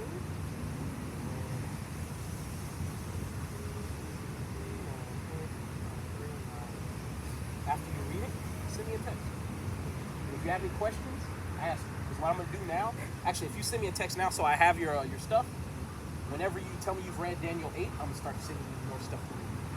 You can read it on your time. Whenever you get it done, just send me a text saying, hey, I'm done with this. Either, we can call and break it down over the phone, or, you could just ask for more things to read. That's cool with me, all right? But, brother, I'm always happy to see you. Always. Yeah, I was trying to get over here and stuff like that, and just the time with my family and stuff like that. Whatever. Well, I'm gonna tell you, man, you're already starting to walk. All that's important is that you just keep climbing the ladder. Keep your hands on this plow, believing in the Most High, keeping the commandments. You know what I'm saying? That's what's most important. Even if you can't make it here because you have other obligations, the fact that you came here to let me know and to establish contact, hey, man, that's enough. I'll make time during the week, brother. I promise. All right. Be safe out here. Yeah, let me get that YouTube. Yeah, I got you. I'm gonna give you both my channels, all right? Because they've been banning some of my videos lately, man. Oh, really? If you say the white man going into slavery, they gonna ban you, man. For real, for real. Actually, I think I need this space. I usually upload once a week. So that's my one channel. Sub to that. And then Mega Main.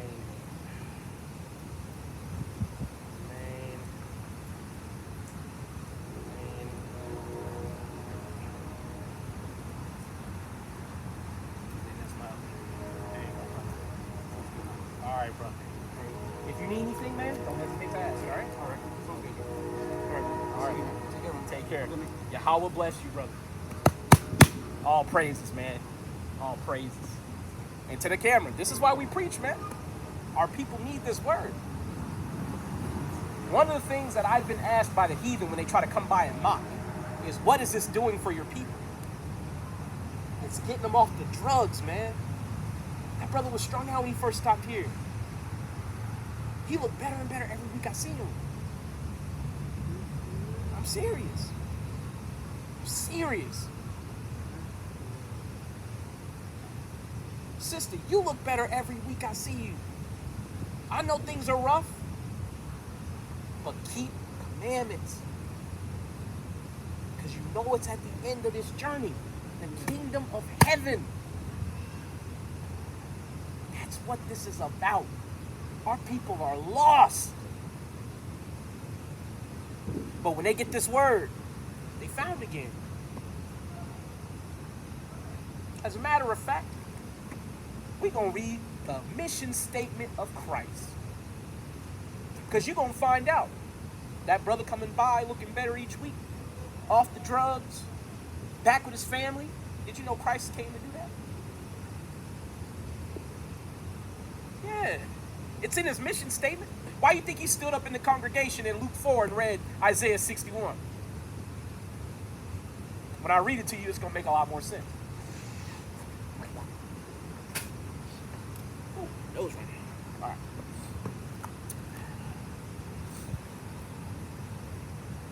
See, most of these heathen, they don't understand just how broken we are. That's why when Christ said he came to set at liberty those that are bound, they don't understand what that means. Because they're thinking about being physically locked in a cage, not understanding this whole damn land is our prison. When you make a paycheck, you're handing most of your money back to your oppressor the very moment you get the money. And what do you get for it? Nothing. You don't even have the right to raise your own kids. Because when you go and raise them, you got to go to work. And then when they come home talking about, hey, mom or dad, I think I might be trans. You know they're teaching that to the kids in school now. Yes. Yeah, the white man, he's doing whatever he wants. Why do you think you got so many buck-broken men who won't stand up and do this? Because they're victims of this system. It never occurs to them to stand up. Why? Because their head's been pushed down and beat down for so long. They broken. That's why in Revelation 21, it says, behold, I make all things new. Not just the land, but the people. We have to be renewed. That genetic trauma that we carry with us, that has to be cleansed. It has to be renewed. Can you imagine waking up in the kingdom of heaven, you having nightmares about going to work?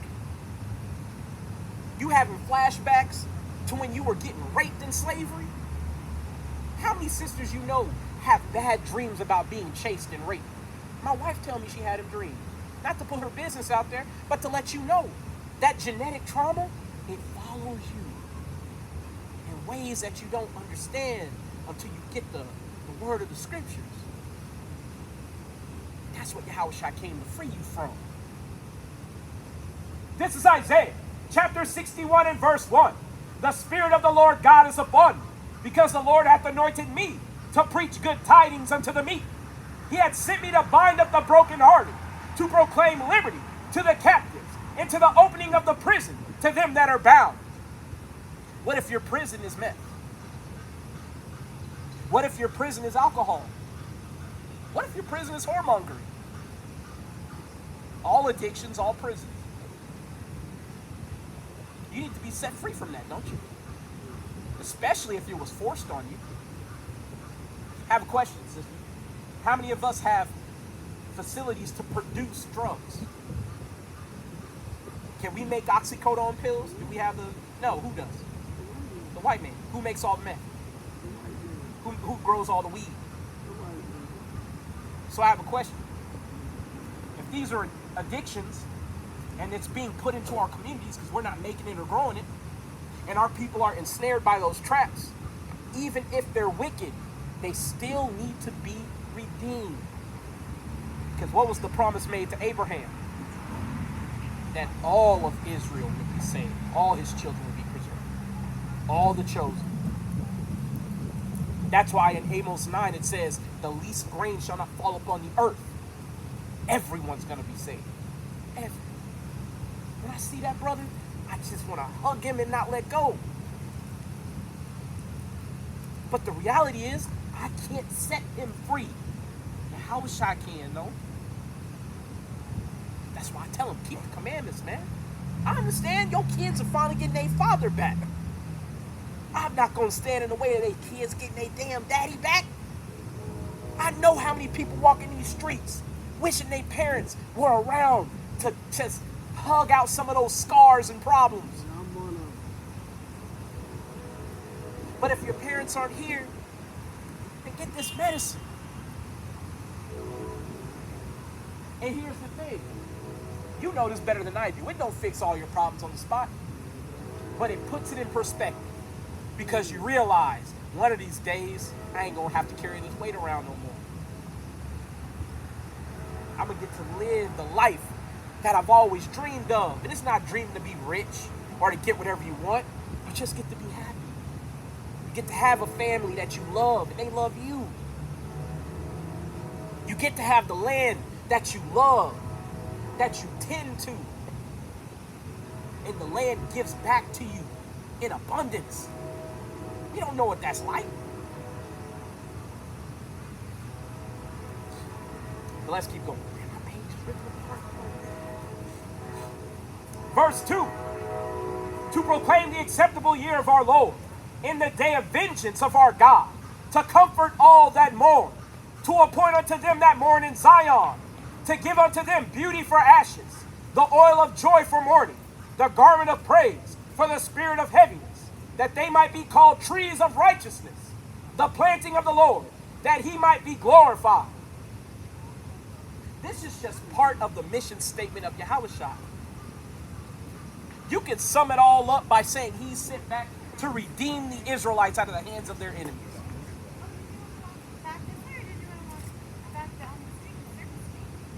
And how great is that for us? See, again, the so-called white man don't understand these words condemn them. Because they're the ones holding us captive.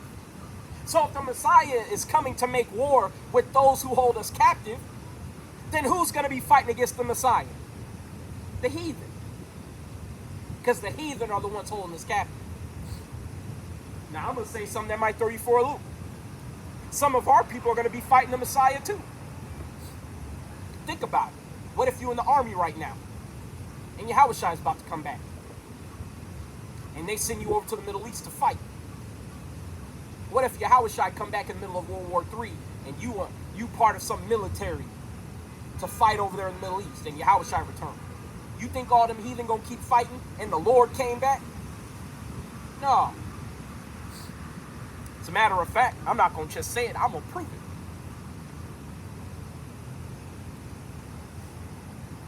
Oh man, how did I miss that? I gotta read this because I flipped by it and I saw it. I want you to hear it. This is Jeremiah, chapter 30 and verse 16. Therefore all they that devour thee shall be devoured, and all thine adversaries, every one of them, shall go into captivity. Every goddamn last one of them. Every last one. Ain't nobody getting spared. Yeah, some of them didn't do as bad as the white man. That's true. That don't mean you get off scot-free. That's like if me and you broke into a bank. You stole 20 million and I stole 50 bucks. I might not get charged with the harshest of sentences. But does that mean I get to get off scot-free? No. Because I'm a co-conspirator. Even if I didn't benefit to the extent that you did. Every last one of our enemies have to pay. And they gonna pay. And they that spoil thee shall be a spoil. And all that prey upon thee will I give for a prey. So the Most High God is going to set them up nice and easy for us to knock them down. And you know how you're going to do that? He's going to give you them glorified bodies. You want me to go into that? Because you're making a face like I need to hear more on this. Yeah. Okay, cool. So we're going to go to the book of Micah. Right? Because you know about the glorified bodies. And they have many uses. But one of those uses for those glorified bodies is going to be the Most High God's weapon of war. Right? So we're going to go to Jeremiah, and then after we go to Micah. We'll get Micah first. I'm already in the middle. Right? Well,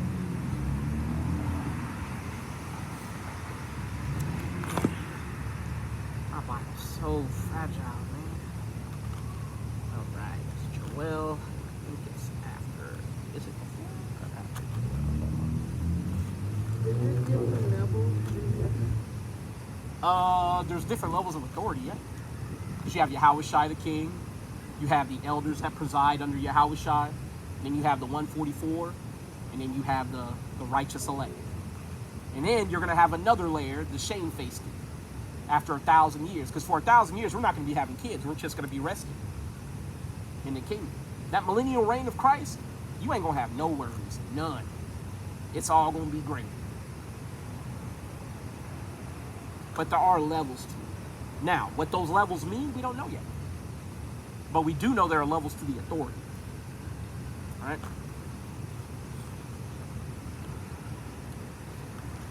See, I like talking about this type of stuff because more times than not, this is the message that our people need to hear. Our people need to know that one day you're going to have the authority. One of these days, the heathen going to have to come to ask you, is it okay for me to go out today? Oh, I've been looking at such and such girl on this on the plantation. Is it okay if I marry her master? And you gonna go yeah or nay?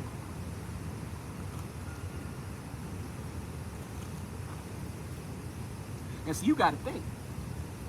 You gonna be living lifespans where they're not gonna even be able to understand how you think. Think about it.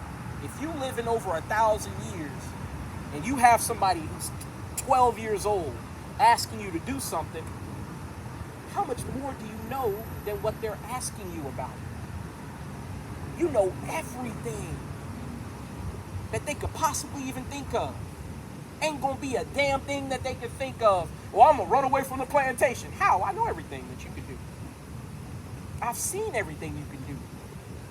You know, I know everything you can do. I saw your daddy do it. I saw his daddy do it. And it didn't work for him. And it didn't work for him. I caught both them niggas. And they were faster than you, stronger than you, and smarter than you. Now you starting to see. You're going to be able to rule the earth as a god. That's why Psalms 82:6 says, ye are gods. Talking about the Israelites. See, that's why when we were cast down, that goes into the point that we were talking about last time, talking about the fallen angels. I'm going to read it real quick. I know I said I was going to get Micah. I'm on it right now. But I want to read this to you because this is going to really help you with what I was talking about, that those fallen angels were us. Right?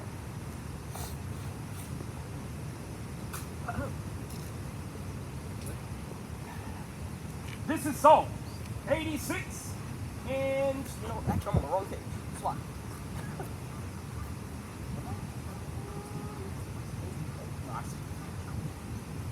This is Psalms 82, and verse 6. I have said, ye are gods, and all of you are children of the Most High. But ye shall die like men, and fall like one of the princes. So if we're the gods of the earth, and we are actually, you know, and we're children of the Most High. I think that was actually your real issue when it said the sons of God. Remember? I'm going to read it again. I have said, ye are gods, and all of you are children of the Most High. If you're a child of the Most High, what are you? You're a son or a daughter. But ye shall die like men, and fall like one of the princes. So if our lot was to be gods on the earth, and to live basically have immortal lifespans, but we've been cursed with mortality so that we die like everyone else, then that makes it a whole lot harder to be a righteous judge on the earth, don't it? Because you're in the same intellectual and spiritual position that everybody else is in. I have a question. When you go to court, do you hope it's a brand new judge on the stand who's trying to prove himself? Or do you hope it's a seasoned judge who's been in that position for decades, who knows the ins and outs, and can know how to show discretion when the occasion calls for it? The latter, right? I would think the one that's been there longer. That's right.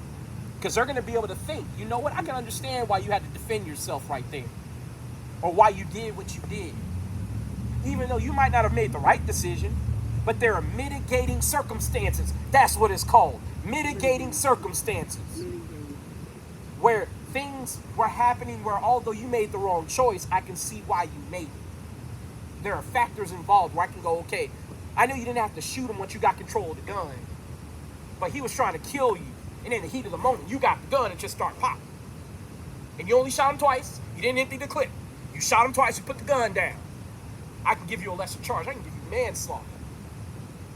But what if you pick up a gun and it's got a 12 clip on it and you empty the whole clip and he on his back and you just over and shoot? You a cold-blooded murderer at that point. Now you see how a judge who has more time and tenure can look at that and go, so out of all 12 bullets, you only fired 2. And then you called 911 because you didn't want him to die. And then you administered CPR to a person who was trying to kill you. I can't call you a murderer because you didn't murder nobody. You defended yourself. That's what tenure can give you. It can give you circumspection, insight, where you can see all around in 360, circumspect. Well, not really, but you know what I'm saying, from the idea of the thing that's happening. You can see all the angles involved. And the more wisdom you have, the more circumspect you become. Why do you think the Pharisees and the Sadducees kept coming to Yahushua trying to catch him up on things about the law? Like, is it permissible to heal on the Sabbath? Can you do well on the Sabbath? Remember that? And he healed the blind man on the Sabbath, and then they wanted to put him to death anyway? But as a righteous judge, Yahushua basically said, well, hell, if I came across my neighbor and his donkey fell in a pit, what am I going to tell him? Hey, man, I'll come back tomorrow and help you. That don't make no sense. So I'm going to go ahead and help him, even if it's the Sabbath. That's being circumspect. That's why the Pharisees and the Sadducees kept getting caught up themselves. Because they couldn't understand the judgments that Yahushua, even if they were hypothetical, that he was making. Because in their world, the law says this, therefore we do according to the law. But you remember even King David ate the showbread in the temple, remember? See? There's levels to it. And then God say, I will show mercy unto whom I will show mercy, and I will show compassion unto whom I will show compassion. You talking about the ultimate judge of the universe saying, you know what? Sometimes I got to suspend justice and show mercy. Because I got to be circumspect. When the children of Israel were worshiping the golden calf and Moses came down from Mount Sinai, the Most High God initially wanted to put them all to death, but Moses interceded. And the Most High God came up with another plan. I'm going to march y'all asses around in a circle until everybody over the age of 20 dropped dead except for 2 people. So he extended mercy, but guess what? It was the same sentence. But what came out of that? Because he wanted to start over with Moses, did he not? But he didn't have to start over with Moses. Why? Because he had the next generation to take. See, there's always something to balance the scales, and the Most High God is the perfect judge. Now, I have a question. Because the Most High God showed mercy and let them live out their lives, who was the Most High God angry with and didn't let into the promised land, who you would have thought would have been a shoo-in? Who did he say, You can see the land, but you can't get in it. You're going to die. Moses, He did that to Moses. Why? because he was disobedient Because he was disobedient, and not just once. 3 times. When he threw the tablets down, when he hit the rock instead of just tapping it with the staff, and he ain't just tapping, he hit the rock like he lost his temper. He did lose the temper. But here's the thing, there were mitigating circumstances. That's why the Most High God didn't just kill him. Because he had a job to do, and the Most High God's like, yo, I understand these people get on your damn nerves. You think think about it for a second. You think the Most High God didn't understand Moses' position? That he was leading the most hard-headed motherfuckers who ever existed. If you say up, they say down. You say left, they say right. You say jump, they sit down. Most High God knew that. So he even showed Moses mercy, because he could have killed him and not let him see nothing. And when Moses died, he was as a man in his prime, was he not? Moses got to live a life of being in the prime of his life, his entire life. And I think he died at 100-something years old. And Moses they had to put a veil over his face, remember? Yes. Because his face was shining. See, you see in the Bible how the Most High God, he shows mercy, but at the same time, he will in no wise let you go. So if you got a sin that deserves death, you gonna get death, but you might not get it now. You might get it later. Like whatever effect, there's a cause. Whatever Cause and effect. You got it. King David and Bathsheba. Uriah the Hittite got killed because King David was trying to hide the fact that he committed adultery and she got pregnant. He tried to pawn the baby off on her at first. That didn't work. So then he was like, look, nigga, you got to go to war. Not only you got to go to war, you got to go to the front line. You know what happens on the front line. That's where you have the heaviest casualty. David was a perfect man except for in the matter of Uriah the Hittite. What happened to that baby that him and Bathsheba bared as a result of their adultery? He was stillborn, died. Was that the end of his judgment? No. What happened with Absalom? He rebelled against him, remember? He had sex with one of David's handmaids on the roof of a building in front of everybody to spite his father. And despite all of that, David had another son who sexually assaulted his sister, that Absalom killed and fled for. And all David wanted to do was talk to Absalom and let him know, I understand and I'm not going to judge you for that. But he couldn't, because Absalom had already left. Now you might be saying, well, David was an old man at this point. Why God wait so long? I'm going to say this for the camera, because God do what the fuck he want to do. God do what he want to do. And the faster Israelites learn that, the faster we'll get out of this damn captivity. For real, for real. But, let's get this real quick. Right?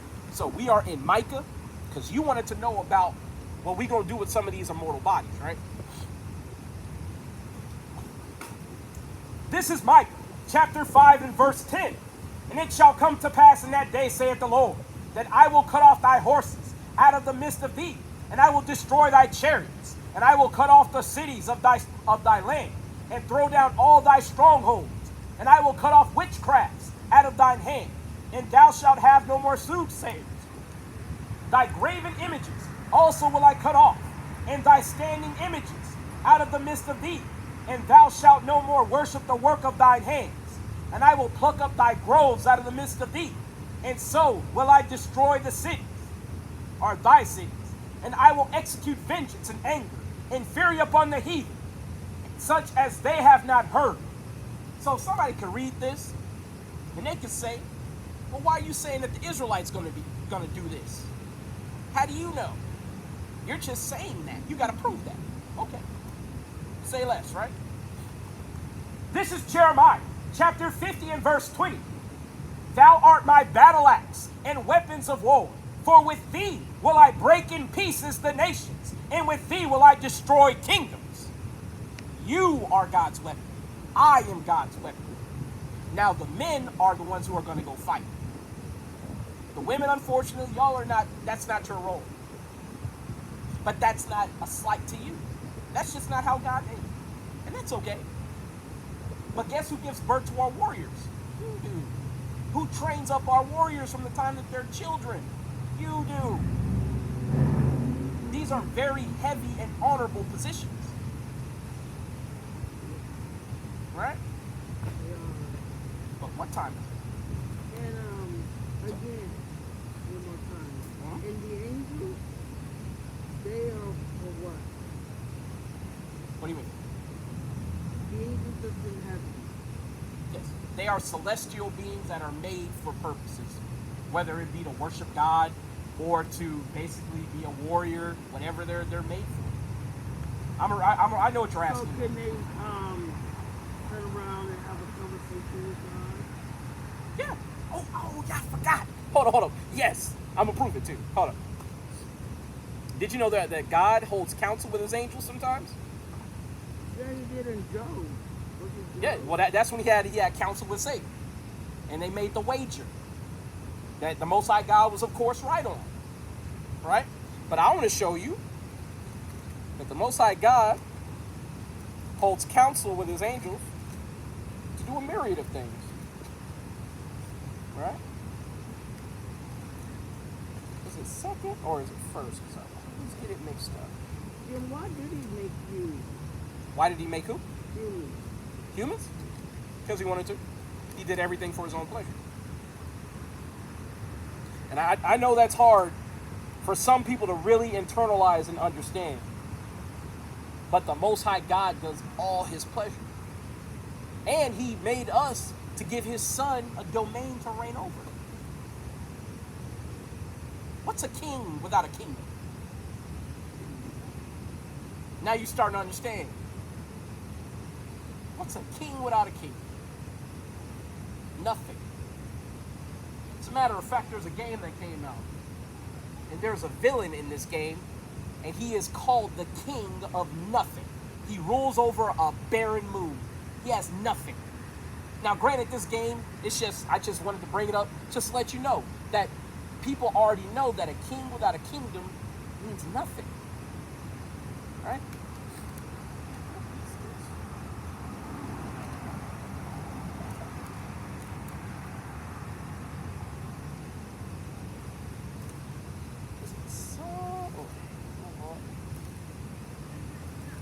I'm just gonna look it up again. I think it's Second Kings. Oh man, I could have sworn it was Second Kings. Because I want to prove to you that the Most High God holds counsel with his angels. Right? Second Kings or first? It has to be second, right? So his original plan for us Huh? was to stay in the paradise and Stay in the promised land? Well, yeah. or was it for us to spread out over the earth? Well, you got to remember, everything has been foreknown. So the evil that was sown in Adam was intentionally put there by the Most High. I'm going to prove that. I need to read it so you understand. All of this is this grand plan for the Most High God to establish the kingdom to give to his son. And his son is going... Can you imagine? Imagine this, right? You have a son. He's going to grow up to be king. He needs to learn everything that he needs to know in order to righteously preside over his kingdom. Now, what if he needs to understand what it's like to be mortal? He needs to understand what it's like to be tempted. And to be weak while being tempted. It's one thing to be tempted when you're strong. It's another thing to be tempted when you're weak. Why do you think Yahushua went into the wilderness for 40 days and then the devil came and tempted him? You think the devil just said, now it's the time? No. The Most High God said, okay, he's ready. Now go get it.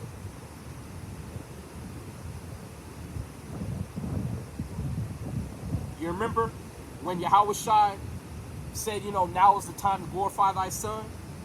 What did the Most High God say? He signified it, and he said he would signify it again. And he said, this is my son in whom I am well pleased. Why was he pleased?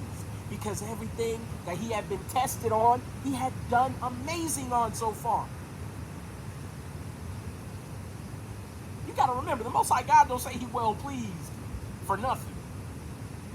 And Yahushua had his father going, yo, good job. Not only am I pleased, I'm going to give you adulation. I'm going to compliment you in the midst of your supposed peers, other men.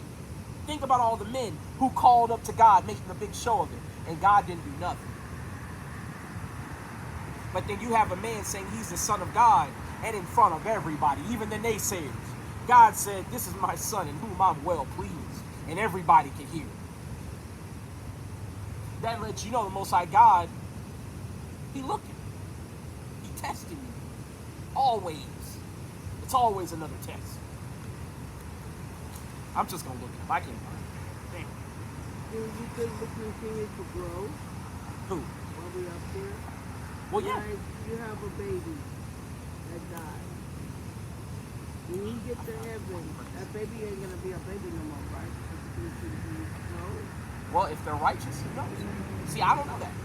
I don't know. Because you got to think, in 1,000-something year lifespan, you're a baby too. How old are you? 55. I'm 38. Now compare that to somebody who's 2,000 years old. You're a baby. I'm a baby. You haven't seen anything. You haven't gone anywhere. And not to mention, in the short years that we've been alive, we've been in hell. You've been in America your whole life, right? Mm-hmm. I've been in America most of my whole life. I ain't seen shit. I could find a new fruit to eat every day of every month for the next 50 years, and I still wouldn't know a fraction of what's on this planet. Now imagine you get to live forever. You're immortal. You have a glorified body. Eventually, you're going to have tasted every fruit. You're going to know how to grow every tree. You want to learn how to play classical music? Well, you got time and talent. And you're going to have access to the best teacher on the face of the planet, which is Yahushua. Remember, I told you, he was the only begotten of the Father. The Most High God gave him the knowledge and the power to create everything. So imagine, you're learning how to play the violin, and Yahushua walks by, and he goes, your F is flat. Hold it like this, position it like this, and you play the perfect chord every time. Keep talking. See, we think we have excellency now. But in the kingdom of heaven, you're going to learn what it's like to be perfect.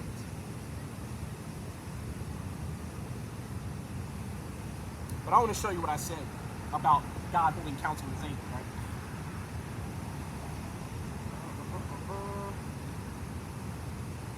Okay, so just to set the stage, right? You have the king of the southern kingdom, right? Jehoshaphat.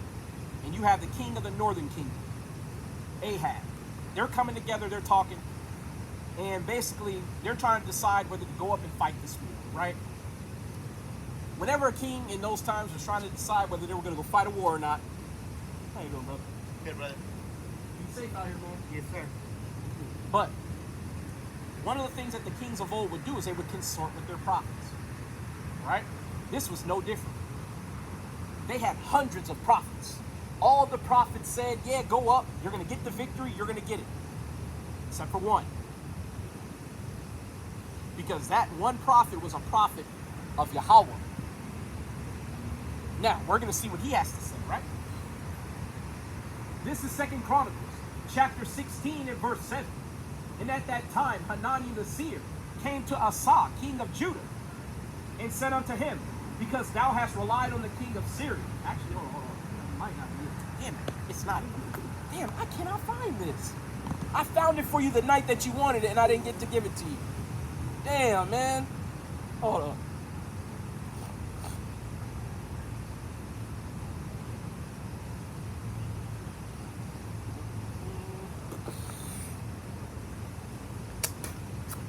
Okay. Let me see if I can get this. I'm just gonna get on my phone. I don't care. 1 Kings 22. I was right there. How did I not see it? All right, hold on. 1 Kings 22. And I'm so disappointed that I couldn't find it. But it's fine. No, it was something else. It was something else. I was reading the wrong thing.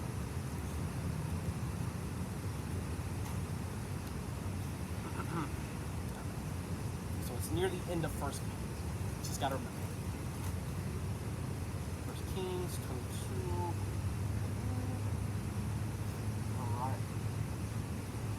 Alright. So I'm gonna read a little bit and I'm gonna go to the part that sells me. This is 1 Kings, chapter 22 and verse 6. Then the king of Israel gathered the prophets together, about 400 men, and said unto them, shall I go up, or shall I go against Ramoth Gilead to battle, or shall I forbear? And they said, go up, for the Lord shall deliver it into the hand of the king. And Jehoshaphat said, is there not here a prophet of the Lord, besides, that we might inquire of him? See, all of these prophets were prophets of all these pagan beliefs. So he was like, okay, cool. Y'all are telling me that I'm good to go. But I know in my heart of hearts, the only prophet that really has the lowdown on what's going on is a prophet of Yahweh. So is there any of y'all who's a prophet of Yahweh who can weigh in on this matter? And Jehoshaphat said, is there not here a prophet of the Lord besides, that we might inquire of him? And the king of Israel said unto Jehoshaphat, there is yet one man, Micaiah the son of Imlah, by whom we may inquire of the Lord. But I hate him, for he doth not prophesy good concerning me, but evil. So they said, yo, this nigga always got something bad to say. I hate this nigga. And Jehoshaphat said, let not the king say so. So he said, man, don't say that, bro.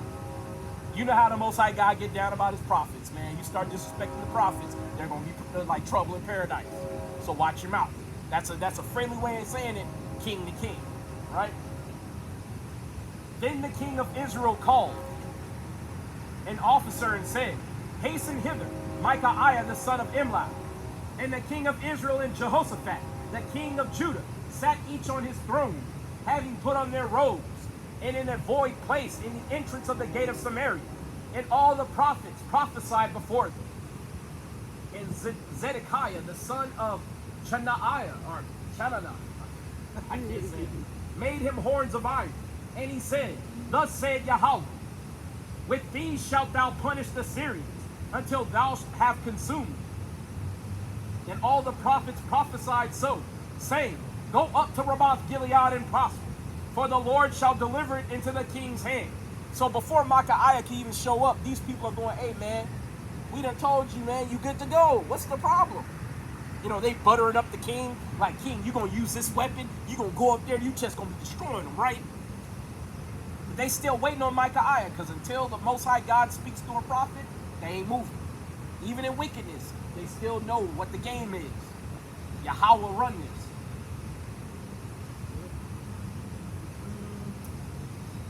Verse 13. And the messenger that was gone to call Micaiah spake unto him, saying, behold now the words of the prophets declare good unto the king with one mouth.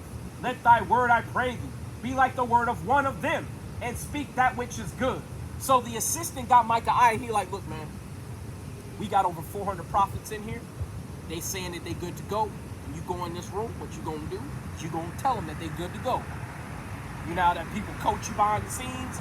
Like, look, man, don't go out there and show your whole ass. When you go out there, you gonna operate according to the script. And Micaiah said, as Yahweh liveth, what Yahweh saith unto me, that will I speak. He said, damn all that. I'm saying what the Most High God tell me to say.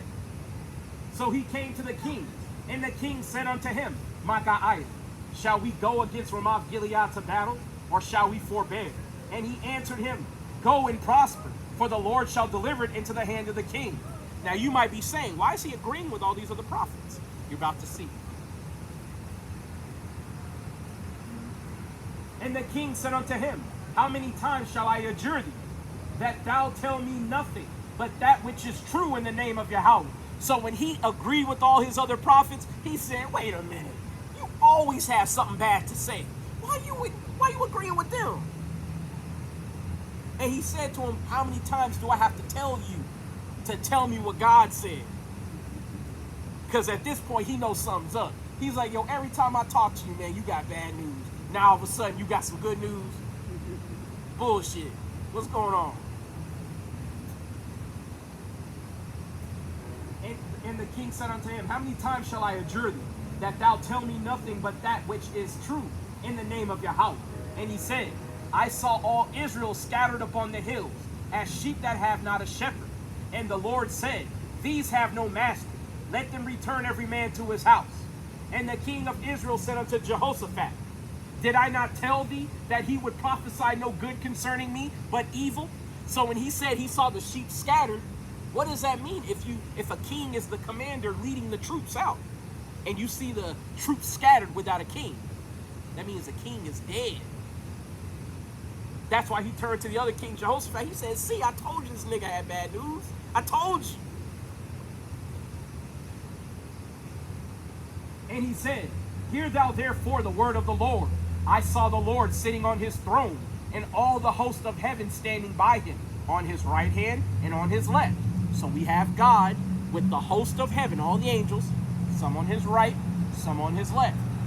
The right hand forces are good, the left hand forces are evil. Right? And the Lord said, who shall persuade Ahab that he may go up and fall at Ramoth Gilead? And one said on this manner, and another said on that manner. And there came forth a spirit, and stood before Yahweh, and said, I will persuade him. And the Lord said unto him, wherewith? And he said, I will go forth, and I will be a lying spirit in the mouth of all his prophets. Remember those 400 prophets? That's why they were saying that. And he said, thou shalt persuade him, and prevail also. Go forth and do so. Wait a minute. So God had a left-hand spirit come forward, propose an idea to go get this king to die in a war. God heard his idea and said, you know what? That'll work. Go ahead and go get that crack. So now I have a question. Where are these fallen spirits that were supposed to have fallen out of God's graces and come to the earth because they're evil? When you have evil spirits in heaven holding court with the Most High to get this king to go die in a war. That's because there are no fallen spirits.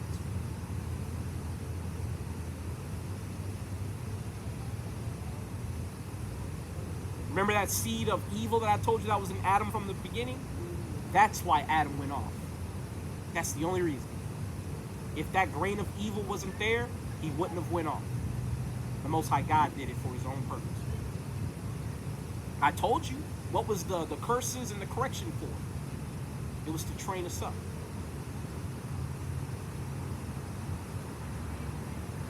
I'm going to reread something because it's going to mean more to you now, right? But there's more on this, right? I want to read the verse 23. Now therefore, behold, the Lord hath put a lying spirit in the mouth of all thy prophets, and the Lord had spoken evil concerning thee. So he told him the whole reason why he told him to go fight.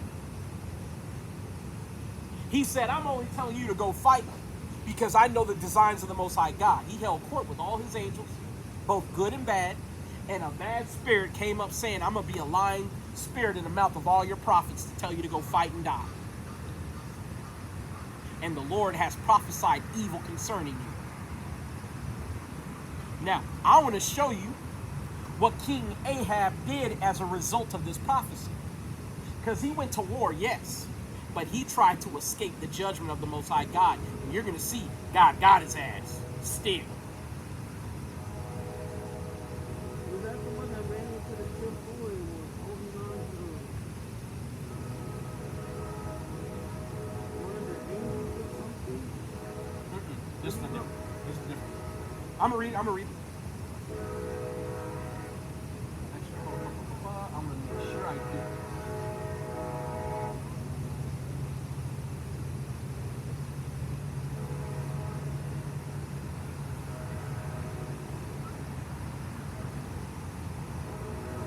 No, actually, I want to read this part. Because after he gave him this, basically, the prophecy of what was going to happen, this is what the king did to him. Verse 27. Or actually, verse 26. And the king of Israel said, take Micaiah and carry him back unto Amon, the governor of the city, and to Joash, the king's son, and say, thus saith the king, put this fellow in the prison, and feed him with bread of affliction, and with water of affliction, until I come in peace. So he said, look, I'm going to go fight in this war, but while I'm gone, your ass going to jail. And they're going to feed you bread and water, and that's it. You ain't getting shit. Until I come back. And Micaiah said, if thou return at all in peace, Yahweh hath not spoken by me. And he said, hearken, O people, every one of you. So he tried to tell him one more time, like, look, man, if you come back in peace, like if you come back unharmed and you continue to rule, that means the Most High God, he ain't speak through me. I got lied to by another spirit. But he knew the Most High God had spoken. That was the difference. Right?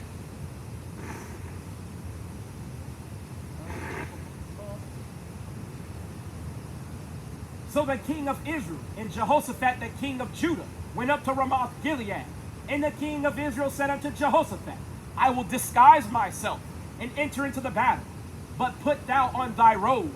And the king of Israel disguised himself and went into battle. So he literally put on a costume where he dressed as one of the soldiers, so nobody would know who he was. But the king of Syria commanded his 32 captains that had rule over his chariots, saying, fight neither with small nor great, save only with the king of Israel. So he said, hey, look, my 32 captains, tell your troops, we're not here to kill anybody else but the king of Israel. Now, you got to remember, Ahab is supposed to go die in this war. This is the very same king they talking about. So the Most High God put it in the spirit of their enemies to headhunt the king. And the king is in a disguise, thinking he going to escape the prophecy of the Most High, his judgment. Let's see how that worked out, right?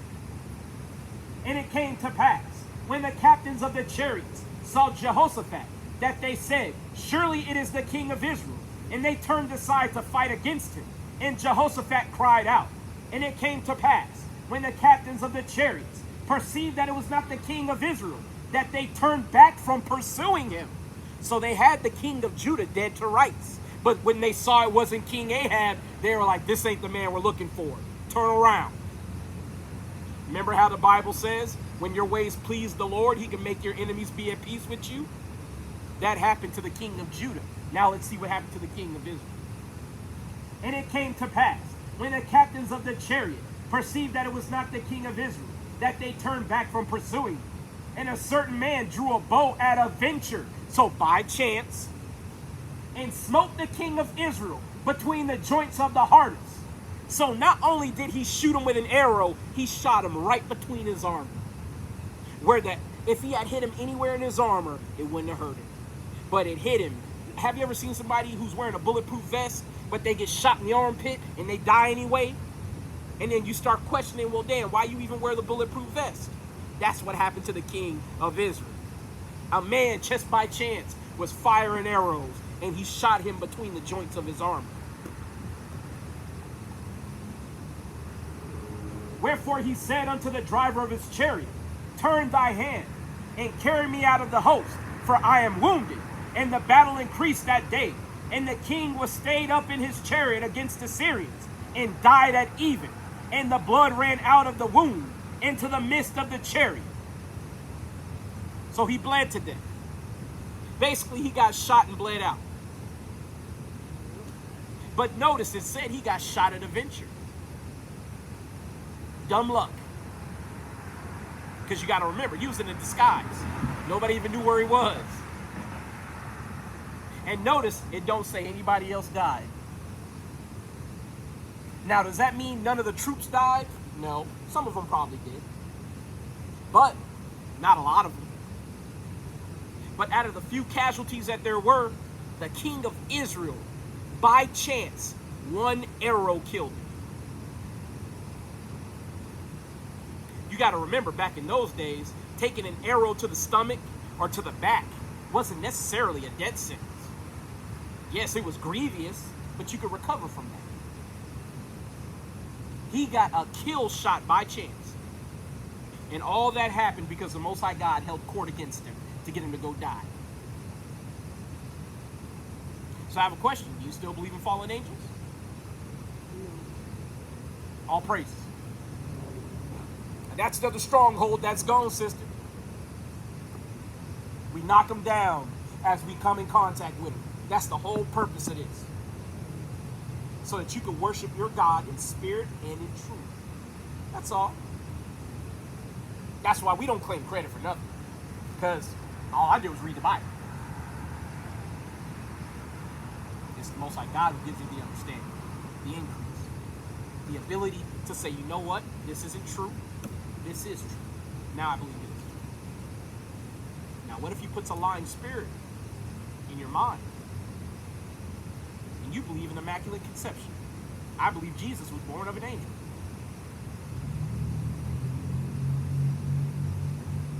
Now you're starting to see sometimes the Most High God can hold court against you. That's how we know it's not for everybody. That's why when you read about the prophecy of 2/3 of our people dying or perishing, you see how the Most High God can guide some people away from the truth and some of the most unlikely people to the truth. Because the Most High God does what he wants to do. All praise. What time is it? Everybody tired. I see everybody starting to nod off. Damn, it's 11. All right, we gotta get out of here, guys. Yeah, it's 11. All right, y'all.